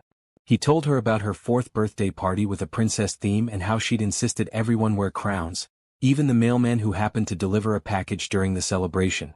Sophie listened with rapt attention, trying to connect these stories to her own sense of self. "I wish I could remember," she said quietly. "Me too," Richard admitted. "But Sophie, even if you never remember those things, you're still you. Your memories don't define who you are. Your heart does. And you have the kindest, bravest heart I've ever known." "How do you know?" "You just met me a few weeks ago. I can tell. The way you were worried about Grandma Helen. The way you thanked everyone at your party. The way you try so hard to make sense of everything even though it's confusing. Those things show me who you are." Sophie thought about this. What if my memories never come back? Then we build new ones. Together. "Okay." Sophie yawned. "Richard." "Yes. Can I call you Dad? Or is that too weird if I don't remember you being my dad?" Richard felt his eyes burn with tears. "You can call me whatever feels right to you. I think Dad feels right. And Patricia can be Mom. If that's okay." "That's more than okay." "Okay. Good night, Dad." "Good night, Sophie." Richard left the room before she could see him cry. In the hallway, he found Patricia wiping her own tears. They'd both heard the conversation through the baby monitor they'd set up, just to make sure Sophie felt safe calling for them in the night. "She called you Dad," Patricia whispered. "I know." They stood there in the hallway of their new house, two broken people trying to piece together a family from fragments of memory and faith. It wasn't perfect. It wasn't what they'd planned. But it was real and it was theirs. The second week, they started family therapy with Dr. Mitchell, the psychologist Gabrielle had recommended. Dr. Mitchell was a gentle woman in her 50s with gray hair and bright green glasses. She had an office filled with toys and art supplies, designed to help children feel comfortable. During their first session, Dr. Mitchell spoke to Sophie alone while Richard and Patricia waited outside. After 30 minutes, she called them in. "Sophie's doing remarkably well," Dr. Mitchell said. "Considering the trauma and memory loss, she's adjusted beautifully. But we do need to address some things. Sophie, do you want to tell your parents what we talked about?" Sophie nodded, clutching Peanut the elephant. "I told Dr. Mitchell that sometimes I have bad dreams. About being lost and scared. And sometimes I wake up and forget where I am, and that's scary too." "That must be very frightening," Patricia said, moving to sit beside Sophie. "It is. But then I remember that I'm in my pink room in the safe house with Mom and Dad, and I feel better. Is there anything we can do to help when you have those dreams?" Richard asked. "Maybe a nightlight? And can you leave your doors open so I know you're there?" "Of course," Richard and Patricia said together. Over the following sessions, they worked on building trust and security. Dr. Mitchell taught them techniques for handling Sophie's anxiety, for responding to her questions about the missing year, for celebrating small victories. She also met with Richard and Patricia separately to help them navigate their unusual living arrangement. "How's it going?" Dr. Mitchell asked during one such session. "Living together but not being together?" "Awkwardly," Patricia admitted. "We're polite. Maybe too polite. We coordinate schedules and share updates about Sophie, but we don't really talk about anything else." "We're coexisting," Richard said. "Which is better than fighting, but it's strange. We were married for 9 years. We knew everything about each other. Now we're like roommates who share a kid."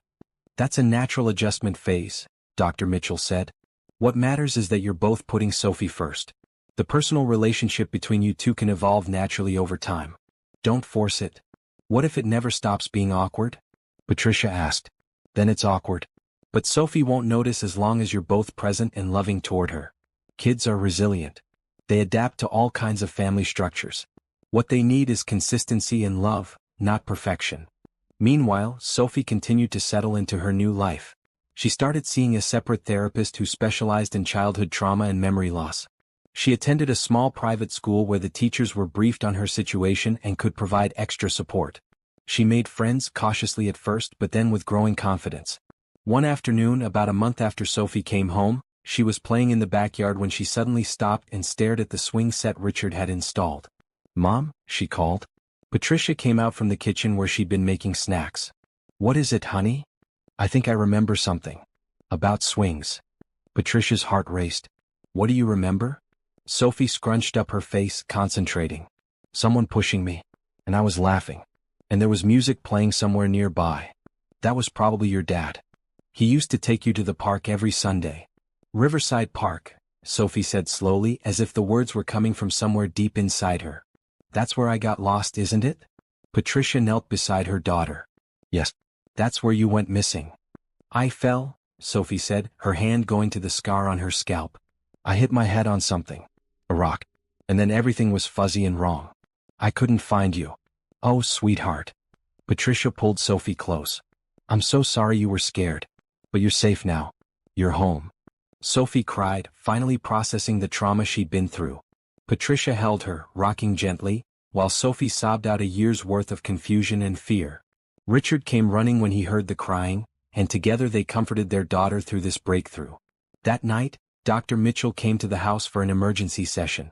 She talked to Sophie about the returning memories, explained that it was normal for them to come back in fragments, and taught her coping strategies for when the memories felt overwhelming. "The memories may never all come back," Dr. Mitchell told Richard and Patricia after Sophie went to bed. "And that's okay. Sophie is building a new life, a new identity. She's not the same girl she was before she disappeared. She's someone new, someone forged by these experiences. Your job is to love her for who she is now, not who she was then." "We do," Richard said. "Every day we love her more." Over the following weeks, more memories trickled back. Sophie remembered her old bedroom, her stuffed bunny Snowflake, her favorite breakfast cereal. She remembered fragments of her life before. Birthday parties, holidays, her grandparents on Patricia's side who had passed away before she disappeared. But there were gaps, big ones that might never be filled. And Sophie seemed okay with that. She was focused on the present, on her life now, on the family they were building together. One evening, 2 months after Sophie came home, they were having dinner when Sophie said, "I want to visit Grandma Helen again." Richard and Patricia exchanged glances. Sophie had seen Helen a few times since the birthday party, always supervised visits at the memory care facility. Helen's condition had deteriorated. She barely recognized Sophie anymore. "Are you sure?" Patricia asked gently. "You know Grandma Helen is very sick. She might not remember you." "I know. But I remember her. And I think she'd want to know I'm okay." So the next day they all went to visit Helen. She was sitting in the common room, staring out the window with vacant eyes. When Sophie approached, there was no recognition at first. Then, slowly, something shifted in Helen's expression. "Anna?" she whispered. "Hi, Grandma Helen. It's me. My real name is Sophie, but you can call me whatever you want." Helen touched Sophie's face with a trembling hand. "Sophie, that's a pretty name. Are you happy?" "Yes. I'm home with my mom and dad. Look." Sophie showed Helen a drawing she'd made, a picture of their family standing in front of their house. "This is us. We're a family now." "That's beautiful," Helen said, though Richard wasn't sure she truly understood. "I'm glad you're not alone anymore." "I was never really alone. You were with me. You took care of me. Thank you." Helen's eyes filled with tears. "I tried to be good to you. You were so good to me." They stayed for an hour, Sophie chatting about school and her new friends, showing Helen her treasures. Peanut the elephant, a bracelet Amara had made for her, a photo of their family. Helen listened, sometimes understanding, sometimes drifting away into confusion. But she smiled and that was enough. As they left, Helen called out, "Sophie? Will you visit again?" "I will," Sophie promised. "I'll visit as often as I can." In the car on the way home, Patricia said, "That was very kind of you, Sophie. Visiting Helen even though she doesn't always remember you." "She was kind to me," Sophie said simply. "That's what matters. She didn't have to help me but she did. I won't forget that." Richard met Patricia's eyes in the rearview mirror. Their daughter, this amazing little girl who'd been through so much, had a capacity for forgiveness and gratitude that humbled them both. They were building something new, the three of them. Not a recreation of what they'd lost, but something different. Something born from loss but raised in love. A family that looked unusual from the outside but felt right on the inside. That night, as Richard and Patricia sat in the living room after Sophie went to bed, Patricia said, "I think we're going to be okay." "Yeah," Richard agreed. "I think we are." "Do you believe people can rebuild after devastating loss? Could you forgive someone who took your child even if they meant no harm?" This story shows us that sometimes the path to healing is more complicated than we imagine. If this resonates with you, please subscribe and share your thoughts in the comments. Have you ever had to choose forgiveness over anger? I'd love to hear your story. 3 months after Sophie came home, the house had settled into a comfortable rhythm. Mornings were still a bit chaotic, with everyone getting ready for their day.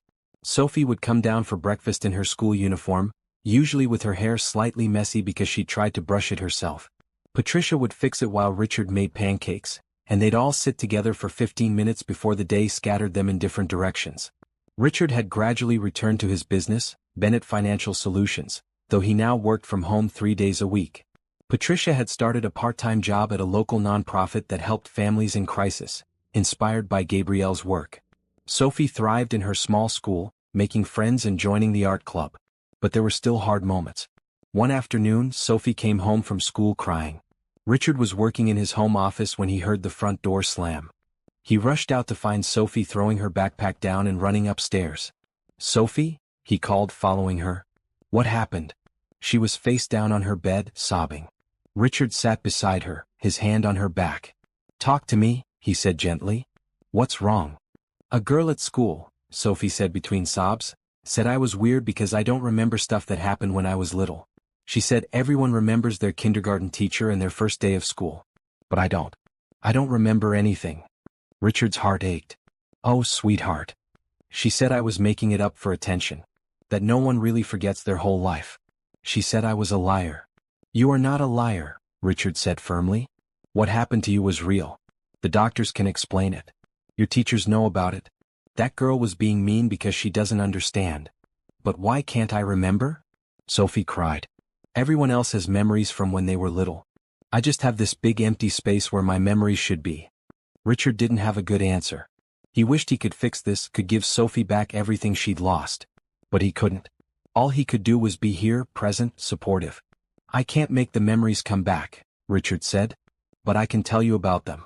Would that help?" Sophie rolled over to look at him. Her face was blotchy from crying, her eyes red. "Tell me about my kindergarten teacher." Her name was Mrs. Rodriguez. She had curly gray hair and wore colorful scarves. She loved to sing and she made learning fun. "You adored her." "What was my first day like?" "You were nervous," Richard remembered. "You held my hand so tight in the parking lot. But when we got to the classroom, there were all these bright toys and books, and Mrs. Rodriguez smiled at you and said, 'You must be Sophie. I've been waiting to meet you.' And you let go of my hand and walked right in." Sophie listened, her crying gradually subsiding. "Tell me more." So Richard did. He told her about her best friend from kindergarten, a boy named Tyler who always shared his crayons with her. He told her about the school play where she was a flower and forgot her one line but made everyone laugh. He told her about the day she learned to ride a bike, how she'd fallen 7 times but got back up every time until finally she was pedaling down the sidewalk, screaming with joy. "I wish I could remember that," Sophie said quietly. "Me too. But Sophie, listen to me. You're still that brave girl. The one who got back up 7 times. The one who walked into kindergarten even though she was scared. The one who survived being lost for a whole year and still has a kind heart. Those things aren't about memory. They're about who you are." Sophie hugged him tightly. "Thanks, Dad. Always." "And Sophie? That girl who was mean to you? She probably has her own problems. Hurt people sometimes hurt other people. That doesn't make it okay, but it helps to understand it. Gabrielle says that too. About understanding people. Gabrielle is very wise." They talked to Sophie's teacher about the incident, and the girl was spoken to. But more importantly, Sophie's teacher took time to explain to the class about different kinds of memory loss and how it can happen from injuries. The kids became curious and supportive instead of skeptical, and the mean girl even apologized. Around this same time, Gabrielle became a regular fixture in their lives beyond her official check-ins. She'd stop by for dinner once a week, bringing dessert and easy conversation. Sophie adored her, and Richard found himself looking forward to her visits more than he wanted to admit. One evening after Sophie went to bed, Gabrielle stayed to help clean up. Patricia had gone to her room to read, giving them space. "How are you really doing?" Gabrielle asked as she dried dishes while Richard washed. "Honestly? Better than I thought I would be. Sophie is adjusting well. Patricia and I have found a way to coexist peacefully. Work is manageable. Life is good. But..." Richard smiled. "How do you know there's a but?" "I'm a social worker. I'm trained to read people. So but?" "But it's lonely sometimes," Richard admitted. "Living with someone but not being with them. Being a father again but in this strange new way where my daughter is relearning who I am. Having this huge beautiful house that still feels empty somehow." Gabrielle was quiet for a moment, her hands still on the dish towel. "I understand that. After Mr. Washington passed away, the house felt wrong. Too big, too quiet. I filled it with foster kids because I needed the noise, the life. But underneath, I was still lonely." "Are you still lonely? I mean, sometimes. But I've learned that lonely doesn't mean alone. I have my work, my community, the kids I help. That's enough most days." Richard handed her another dish. "Sophie asked me the other day if you were my girlfriend." Gabrielle laughed. "What did you tell her?" "I told her you were a friend. A very good friend who helped us when we needed it most. But Sophie being Sophie, she asked if you could be more than a friend someday." "And what did you say to that?" "I said that grown-up relationships are complicated and right now we're all just focused on being a family." "Which is true. But?" Gabrielle asked, echoing his earlier hesitation. Richard turned to face her. "But I'd be lying if I said I haven't thought about it." "About you?" "About what it might be like to have someone in my life again who understands what we've been through. Someone like you." Gabrielle set down the towel. "Richard, I care about you and Sophie very much. But I'm still your social worker. There are ethical boundaries." "I know. And I'm not asking for anything. I'm just being honest. You asked how I was really doing, and part of how I'm doing is that I find myself thinking about you more than I probably should." "I think about you too," Gabrielle admitted. "About all of you. But my job is to make sure Sophie's needs are met first. Everything else is secondary." "I understand. And you're right. Sophie comes first. Always." They finished the dishes in comfortable silence, the unspoken feelings hanging in the air but not demanding resolution. Some things could wait. Some things were worth waiting for. The next week, Richard received an unexpected phone call. His ex-wife Patricia's sister Lauren was coming to visit. Patricia was nervous about it, pacing the kitchen while Sophie was at school. "Lauren can be judgmental," Patricia explained. "And she never understood why I left after Sophie disappeared. She thought I should have stayed and helped you search." "You dealt with the pain in your own way," Richard said. "That's valid. Try telling Lauren that. She's going to have opinions about our living arrangement too. About you and me under the same roof but not together. Let her have opinions. We know what works for us and for Sophie. That's what matters." Lauren arrived on Saturday. She was younger than Patricia, stylish and sharp-edged in a way that reminded Richard of Patricia before their tragedy had softened her. Lauren wore a bright blue business suit and carried expensive luggage. "So this is the famous house," Lauren said, walking through the front door and assessing everything with a critical eye. "It's lovely. Very family-oriented." Sophie came running down the stairs. "Aunt Lauren?" She'd seen photos but had no memory of meeting her aunt before. "Sophie," Lauren said, her stern expression cracking. "Oh my God, you're so big. Look at you." She hugged Sophie and Richard saw tears in her eyes. Whatever judgment Lauren might have about the adults, her love for Sophie was genuine. They spent the day showing Lauren around, taking her to Sophie's favorite park, not Riverside, they never went back there, out for lunch and back home for dinner. Lauren asked Sophie gentle questions about school and friends, and Sophie chattered happily, comfortable with her aunt's attention. After Sophie went to bed, the three adults sat in the living room. Lauren looked between Richard and Patricia. "Okay, I have to ask. What's the deal with this arrangement? Living together but divorced?" "It's for Sophie," Patricia explained. "She needs both of us right now. This was the best solution." "Is it working?" "Yes," Richard and Patricia said together. "And you're really not going to get back together?" "No," Patricia said firmly. "That chapter of our lives is closed. We're co-parents now, not partners." Lauren studied them both. "I have to admit, I thought this would be a disaster. But I can see it's working.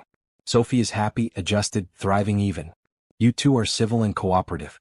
It's actually impressive." "Thank you." Patricia said. I'm serious. When Patricia told me Sophie had been found and you two were going to live together, I thought it was the worst idea ever.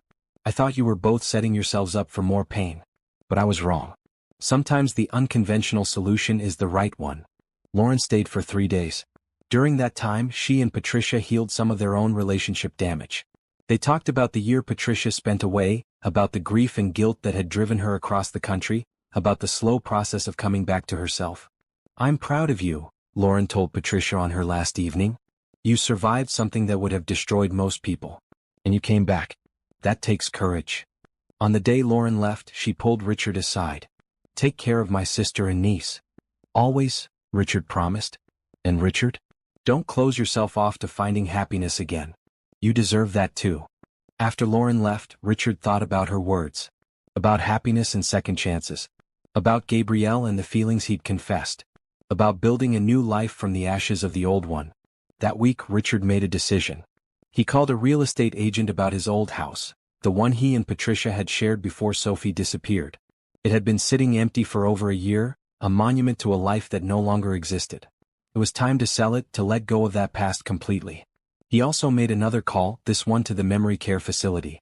He arranged to set up a fund that would cover Helen Crawford's care for the rest of her life, plus provide activities and small comforts. The facility coordinator was overwhelmed with gratitude. This is extraordinarily generous, Mr. Bennett. She took care of my daughter when no one else could. It's the least I can do. That weekend, Richard, Patricia, and Sophie visited Helen together. She was having one of her rare lucid days. When Sophie walked in wearing a bright green dress, Helen smiled. Sophie, she said clearly, you look beautiful. Thank you, Grandma Helen. We brought you flowers. Sophie held up a bouquet of yellow roses. My favorite, Helen said. How did you know? You told me once. When I lived with you. They spent an hour with Helen, looking through an old photo album the facility staff had put together from pictures found in her house. Helen told them stories about her late husband, her daughter who died, the life she'd lived before confusion clouded her mind. I'm sorry, Helen said at one point, looking at Richard and Patricia. I'm sorry I took your daughter. I didn't mean to steal her. My mind gets so mixed up. We know, Patricia said gently. And Helen, we want you to know that we're grateful you kept Sophie safe. You loved her when she needed love. That's a gift we can never repay. Helen cried, then relieved tears. I was so scared I'd ruined everything. That you'd hate me. We could never hate you, Richard said. You're part of Sophie's story. Part of our family's story. And we're making sure you're taken care of always. You don't have to worry about anything. As they left, Helen called Sophie back for one more hug. You're a special girl, Helen whispered. Don't ever forget that you survived something hard and came out kind. That's rare. In the car, Sophie was thoughtful. I'm glad we visited. I think Grandma Helen needed to know we don't hate her. That was very mature of you to understand that, Patricia said. Gabrielle says holding on to anger is like drinking poison and expecting the other person to get sick. It only hurts us, so we should choose forgiveness when we can. Richard smiled. Gabrielle's wisdom through Sophie's voice. His daughter was going to be okay. They were all going to be okay. That night, after Sophie was asleep, Richard found Patricia in the kitchen making tea. Can I ask you something? Richard said. Sure. Do you think we made the right choice? This arrangement. Patricia poured hot water over her tea bag, thinking. A year ago, I would have said it was impossible. 6 months ago, I would have said it was necessary but temporary. Now. She looked up at him. Now I think it's exactly what we all needed. We're not a traditional family, but we're a family nonetheless. And Sophie is proof that it works. What about you? Are you happy? Getting there, Patricia said honestly. I have regrets about leaving, about missing that year of searching. But I can't change that. All I can do is be here now, be present, be the mother Sophie needs. And I'm doing that. So yeah, I'm getting there. Good. You deserve happiness too. So do you, Richard. And I see the way you look at Gabrielle when she visits. Richard felt his face heat. Is it that obvious? To me, yes. And you know what? I'm okay with it. When your social worker case officially closes in a few months, I think you should ask her out. Really ask her, not just dance around it. You think so? I think you've put your life on hold long enough. Sophie is settled. Our arrangement is working. You're allowed to think about your own happiness too. Thank you, Richard said. For understanding. We've been through hell and back together, Richard. The least I can do is want you to be happy on the other side of it. They clinked their tea mugs together, a toast to survival and new beginnings. 4 months after Sophie came home, Gabrielle officially closed her case. They had a small celebration at the house. Cake, balloons, and a certificate declaring that Sophie Bennett was officially home for good. Sophie hung the certificate on her bedroom wall next to her artwork. "This means Gabrielle doesn't have to check on us anymore?" Sophie asked. "That's right," Gabrielle confirmed. "You're doing so well that you don't need a social worker watching over you. But that doesn't mean I'm going away. I'll still visit if that's okay with you." "Please do," Sophie said. "You're our friend now, not just our social worker." After the celebration, after Sophie went to bed, Richard walked Gabrielle to her car. The spring evening was warm, the air full of possibility. "So," Richard said, "you're officially off our case." "Officially," Gabrielle confirmed. "Which means there are no more ethical boundaries preventing me from asking you to dinner?" Gabrielle smiled. "No more professional boundaries, no. Then would you like to have dinner with me? A real date, not just as Sophie's social worker or as a family friend, but as two people who might like to get to know each other better." "I've been waiting for you to ask," Gabrielle admitted. "The answer is yes." They had their first date the following week. Richard took Gabrielle to a nice restaurant downtown and they talked for hours. Not about Sophie or the case or social work, but about themselves. Their childhoods, their dreams, their favorite books and movies, the things that made them laugh. "I have to admit something," Gabrielle said over dessert. "I was attracted to you from the beginning. When I found you outside that community center, panicking and heartbroken, I saw something in you. A determination, a love so fierce it couldn't be defeated. I admired that." "I was a mess," Richard said. "You were human. And you didn't give up. That's what mattered. I couldn't have gotten through any of this without you. You were the bridge between the chaos and hope. You believed in me when I barely believed in myself. I'm glad I could help. But Richard, you did the hard work. You and Patricia and Sophie, you all did the healing. I was just there to facilitate it. You were more than that. You're more than that." They held hands across the table and Richard felt something he hadn't felt in years. Hope for his own future, not just Sophie's. Hope for companionship, for love, for building something new with someone who understood where he'd been. Their relationship developed slowly and carefully. They went on dates, spent time together, talked on the phone late into the night. But they were careful around Sophie, not wanting to confuse her or make her feel like someone was replacing Patricia. Sophie, however, was more perceptive than they gave her credit for. One evening, about 2 months into Richard and Gabrielle's relationship, she cornered her father in the kitchen. "Dad, are you dating Gabrielle?" Richard hesitated.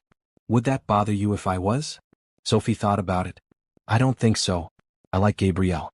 She's nice and smart and she makes you smile more. Mom smiles more too, since she doesn't have to worry about you being lonely." "Mom said that." "Not in those words. But I can tell. She's happier when you're happy. It's weird but nice."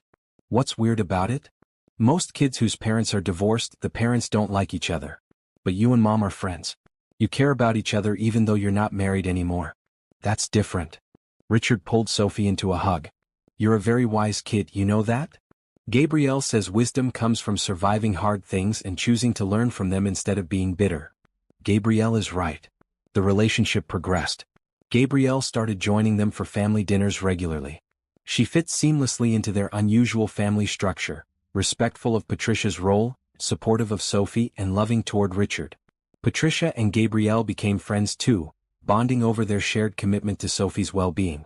6 months after their first date, Richard knew he wanted to ask Gabrielle to marry him. But he wanted to do it right. He talked to Patricia first. "I want to ask Gabrielle to marry me," he told her one morning while they made breakfast. "But I wanted to check with you first. Make sure you're okay with it. This is still your home too." Patricia smiled. "Richard, I'm more than okay with it. Gabrielle is wonderful. She makes you happy, she loves Sophie, and she's been nothing but kind to me. You have my blessing."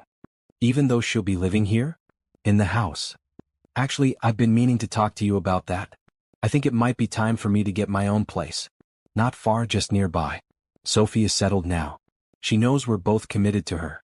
And I think it might be healthy for all of us to have a little more independence." "Are you sure?" "I'm sure. When Gabrielle moves in, I'll move out. We'll work out a custody schedule that works for everyone. Maybe Sophie spends weekdays here with you too and weekends with me. Or we alternate weeks.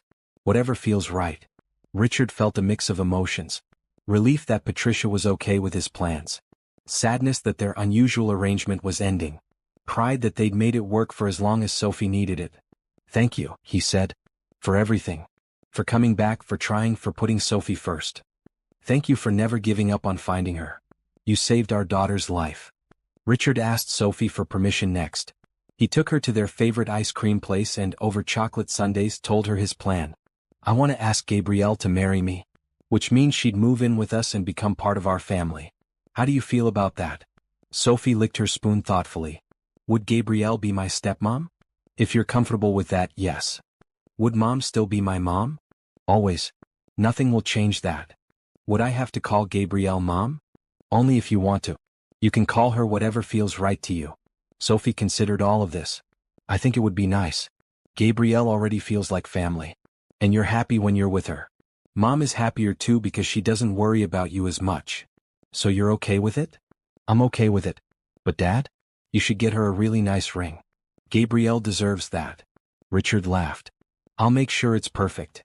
He planned the proposal carefully. He took Gabrielle back to the community center where they'd first met, where he'd been at his lowest and she'd offered him hope. The center had been renovated since then, the red brick freshly cleaned, new flowers in the planters. "Why are we here?" Gabrielle asked as they walked toward the entrance. "Because this is where my life changed," Richard said. "This is where I met you. Where you saved me in more ways than just calling for help. You gave me hope when I had none. You helped me find my daughter. You showed me that kindness and love still existed in the world. And I fell in love with you along the way." He knelt down on one knee, pulling out a ring box. Inside was a beautiful emerald ring. Gabrielle had once mentioned that emeralds were her favorite, more unique than diamonds. "Gabrielle Washington, will you marry me?"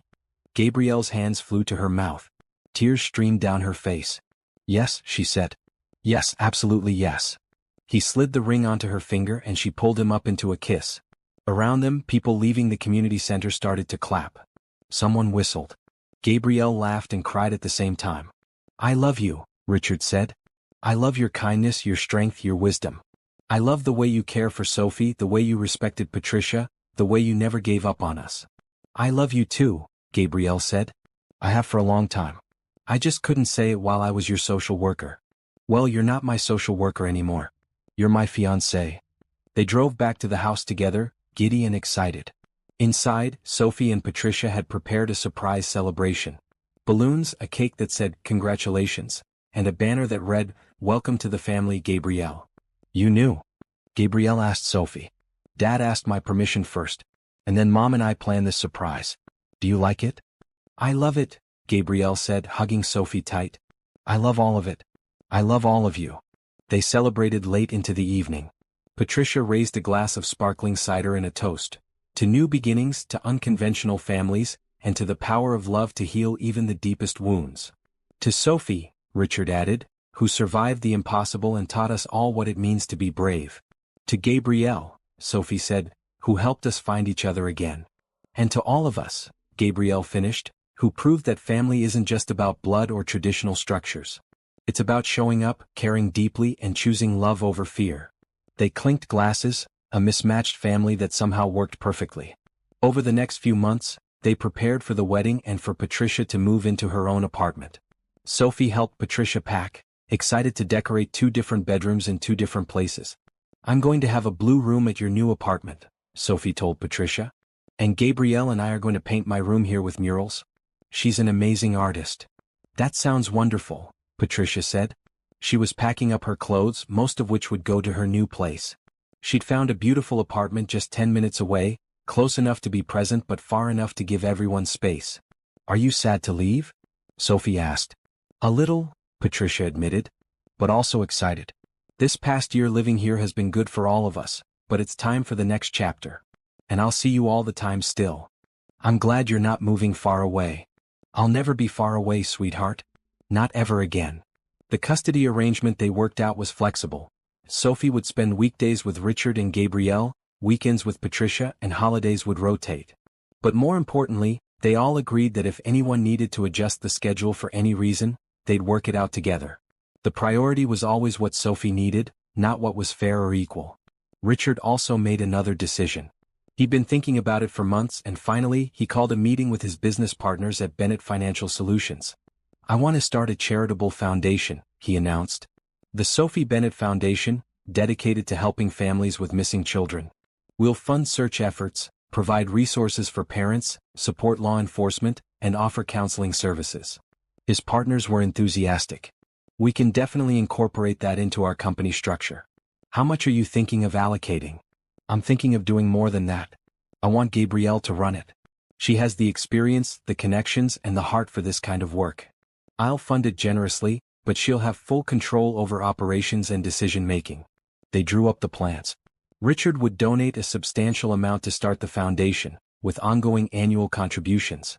Gabrielle would leave her job with the city and become the executive director of the Sophie Bennett Foundation, with a generous salary and full benefits. Richard proposed the idea to Gabrielle one evening. "I want you to run a foundation. One that helps families like ours. You'd have resources, staff, funding, everything you need to make a real difference." Gabrielle's eyes went wide.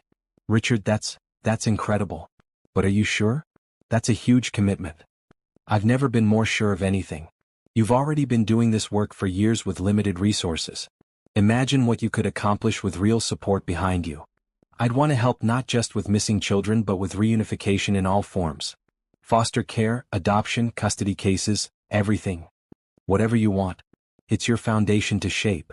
Gabrielle threw her arms around him. "Thank you. This is a dream come true. Thank you for making my dreams come true first."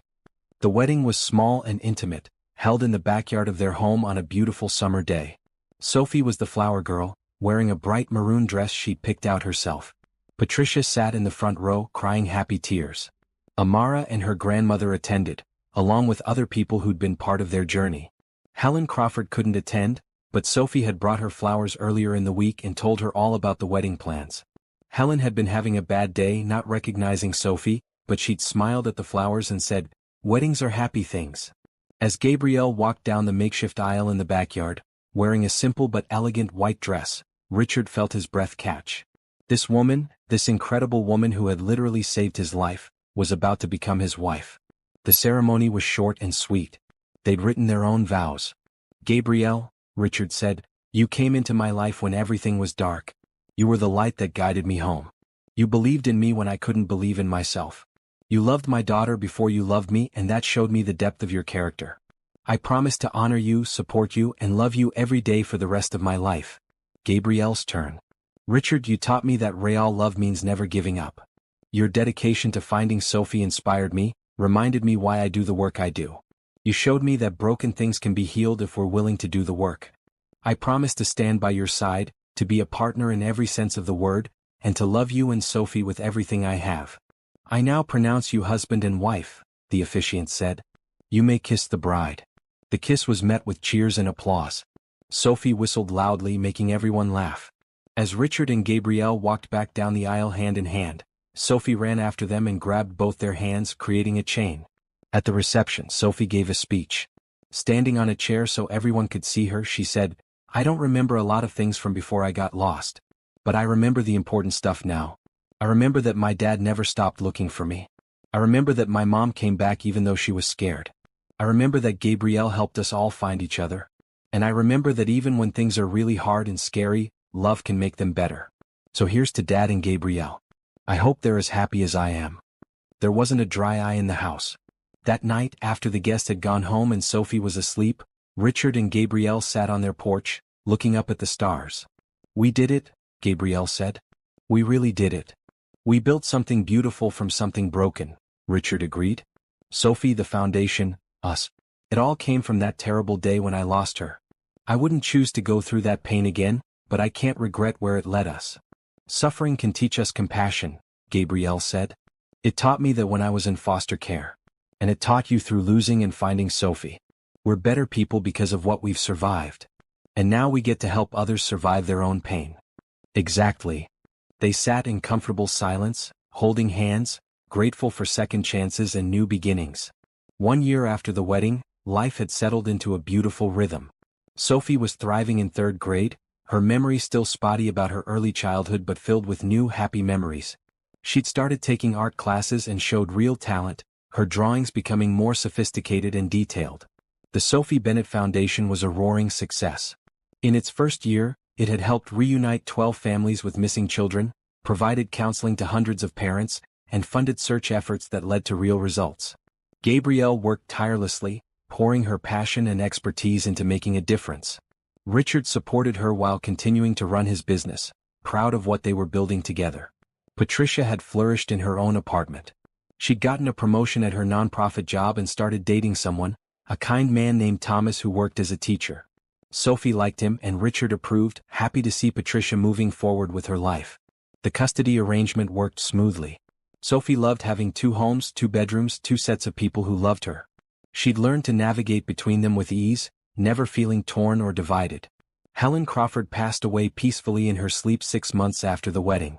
Sophie had been visiting her regularly, always bringing flowers, always patient even when Helen didn't recognize her. At the funeral, attended only by the facility staff and Sophie's family, Sophie placed a drawing on Helen's casket. A picture of an elderly woman holding a little girl's hand, both smiling. "Thank you for keeping me safe," Sophie whispered. "I hope you're with your daughter and your husband now, and you're not confused anymore." It was a beautiful, heartbreaking moment. Richard held Sophie as she cried, and later Gabrielle explained that Helen was finally at peace. "She did her best with what she had," Gabrielle said. "And her best kept you alive until we could bring you home. That's a gift we can never repay, but we can honor by remembering her with kindness." On the anniversary of the day Sophie was found, the family started a new tradition. They visited the community center where Richard had collapsed, where Amara had spoken up, where everything had changed. They brought flowers and placed them by the entrance, a small memorial to the moment their lives were transformed. Amara and her grandmother joined them for this first anniversary. Amara was bigger now, 8 years old and proud of her role in the story. "Do you remember?" Amara asked Sophie. "When I told your dad I knew where you were?" "I remember the story," Sophie said. "Even though I don't remember it happening. You were really brave to speak up. Grandma says we should always speak up when we see something wrong, even if adults don't believe us." "Your grandma is right," Richard said. He turned to Gloria, Amara's grandmother. "Thank you for raising such a courageous young woman. If Amara hadn't said something..." He couldn't finish the sentence. Gloria patted his arm. "God puts people in the right place at the right time for a reason. Amara was meant to see that flyer. You were meant to be saved. It's all part of a bigger plan." After the memorial, they went out for lunch together, the extended family that had formed from crisis and care. They laughed and told stories, Sophie and Amara chattering about school while the adults talked about work and life. "I have some news," Patricia announced when there was a lull in conversation. "Thomas asked me to marry him." I said yes. Sophie squealed and hugged her mother. "Really? Can I be in the wedding?" "Of course. I wouldn't have it any other way." Richard shook Thomas's hand. "Congratulations. You're getting an amazing woman and an even more amazing daughter." "I know," Thomas said sincerely. "I'm the luckiest man alive." That evening back at home, Richard and Gabrielle tucked Sophie into bed together. It was their routine now, both of them saying goodnight, making sure Sophie felt loved and safe. "Dad? Gabrielle?" Sophie said as they were about to leave. "Can I ask you something?" "Anything," they both said. "Do you think I'm going to be okay? Like really okay? Even though I lost all those memories?" Richard sat back down on the edge of the bed. "Sophie, you're more than okay. You're extraordinary. But I'm different from other kids. I have this whole blank space where memories should be." "You are different," Gabrielle agreed, sitting on the other side of the bed. "But different isn't bad. Sophie, you survived something most people couldn't imagine. You lost your memory, your sense of home, everything familiar. And you rebuilt yourself. You're braver and stronger than you even realize." "The memories don't define you," Richard added. "Your actions do. Your choices. Your heart. And Sophie, you have the biggest, kindest heart I've ever known. You forgave Helen. You understood your mom's need to leave. You accepted me back into your life even though I was a stranger. Those things show who you really are." "I'm still sad sometimes that I can't remember things," Sophie admitted. "Like, Mom told me about this trip we took to the beach when I was 4, and it sounds amazing, but I can't picture it. It's like it happened to someone else." "It did happen," Patricia's voice came from the doorway. They turned to see her standing there, having let herself in for an evening visit. "And even though you don't remember it, it was real. You laughed so hard when the waves knocked you over. You collected shells for hours. You fell asleep on the car ride home with sand still in your hair. It was a perfect day. I wish I could remember, Sophie said. I'll tell you about it whenever you want, Patricia promised. I'll tell you all the stories as many times as you need to hear them. And we'll make new memories too. Better ones because now we know how precious every moment is. Sophie smiled through her tears. Okay, tell me about the beach again. Tell me everything. So Patricia did. She sat on the bed with Richard and Gabrielle, and she told Sophie about that day at the beach in vivid detail. And even though Sophie couldn't remember it herself, she could see it through her mother's eyes, could feel the love that had surrounded her even then. Later, after Sophie finally fell asleep and Patricia had gone home, Richard and Gabrielle stood in Sophie's doorway, watching her breathe peacefully. We did good, Gabrielle whispered. We did great, Richard corrected. Look at her. She's happy, healthy, loved. That's all we ever wanted. I got a call from the foundation today, Gabrielle said as they walked to their own room. Another family's child has been missing for 6 months. They saw our success stories and reached out. They have hope now. That's what we do, Richard said. We give people hope when they have none left. Just like you gave me. Just like you gave me, Gabrielle countered. Before I met you, I was good at my job, but I was lonely. I was helping everyone else build families while I had none of my own. You gave me Sophie. You gave me this. They kissed, a gentle affirmation of the love they'd built from tragedy. The next morning was Saturday, which meant Sophie would be going to Patricia's for the weekend. She packed her small suitcase herself now, responsible and organized. Before she left, she hugged both Richard and Gabrielle. I love you both, she said. Thank you for being my family. Always, they said together. As Patricia's car pulled away with Sophie waving from the back window, Richard put his arm around Gabrielle. You know what I realized? He said. That day at the community center when I was having a panic attack and thought my life was over. That was actually the day my life began again. I just didn't know it yet. Everything we've been through, all the pain and loss and confusion, it brought us here, Gabrielle said. To this moment, this family, this life. And I wouldn't change a thing. Me neither. They stood there on their front porch, watching the street, feeling the sunshine, grateful for second chances and hard-won happiness. The house behind them was full of life and love. The foundation was making real differences in people's lives. Sophie was healing and growing. Patricia had found peace. And Richard and Gabrielle had found each other. Life wasn't perfect. Sophie still had nightmares sometimes. Richard still felt guilt over that day at the park. Gabrielle sometimes worried about the families they couldn't help. But they faced those challenges together, with love and support and the knowledge that they were stronger together than apart. That evening, Richard received a phone call from the foundation office. Another missing child had been found, reunited with parents who had been searching for 2 years. They were crying with joy, wanting to thank everyone involved. Richard passed the phone to Gabrielle, who spoke with the parents, offering resources and support for the reunification process. When she hung up, her face was glowing. Another family whole again, she said. Because of you. Because of what we built. Because of what happened to us. Sophie's story gave hope to other families. Our pain had purpose. Later that night, Richard went to Sophie's room and sat on her empty bed. He looked at the walls covered in her artwork, the shelves full of books and treasures, the photos showing a year of new memories. He thought about the scared, lost little girl who'd been calling herself Anna, and the confident, creative girl she'd become. His phone buzzed. A text from Sophie at Patricia's house. Good night, Dad. I love you. He texted back. Good night, sweetheart. I love you too. Always. Always. That was the promise he'd made when Sophie was born. A promise he'd kept through the darkest year of his life. A promise he would keep forever. To love her, protect her, be there for her no matter what. Richard turned off the light and walked to his own bedroom where Gabrielle was reading. She looked up and smiled as he entered. You okay? She asked. I'm perfect, Richard said, and he meant it. They were all home. Finally, truly home. Not in the place where they'd started, but in something better, something forged from love and loss and the choice to keep moving forward. They were a family, unconventional and imperfect and absolutely perfect for each other. And in that moment, as Richard climbed into bed beside the woman he loved, in the house they shared, knowing his daughter was safe and happy, he understood something profound. Home wasn't a place. It wasn't a memory. It was the people you loved and who loved you back. It was forgiveness and second chances. It was choosing kindness over bitterness, hope over despair. It was this. Right here, right now. This was home. And they were finally, blessedly, completely home at last.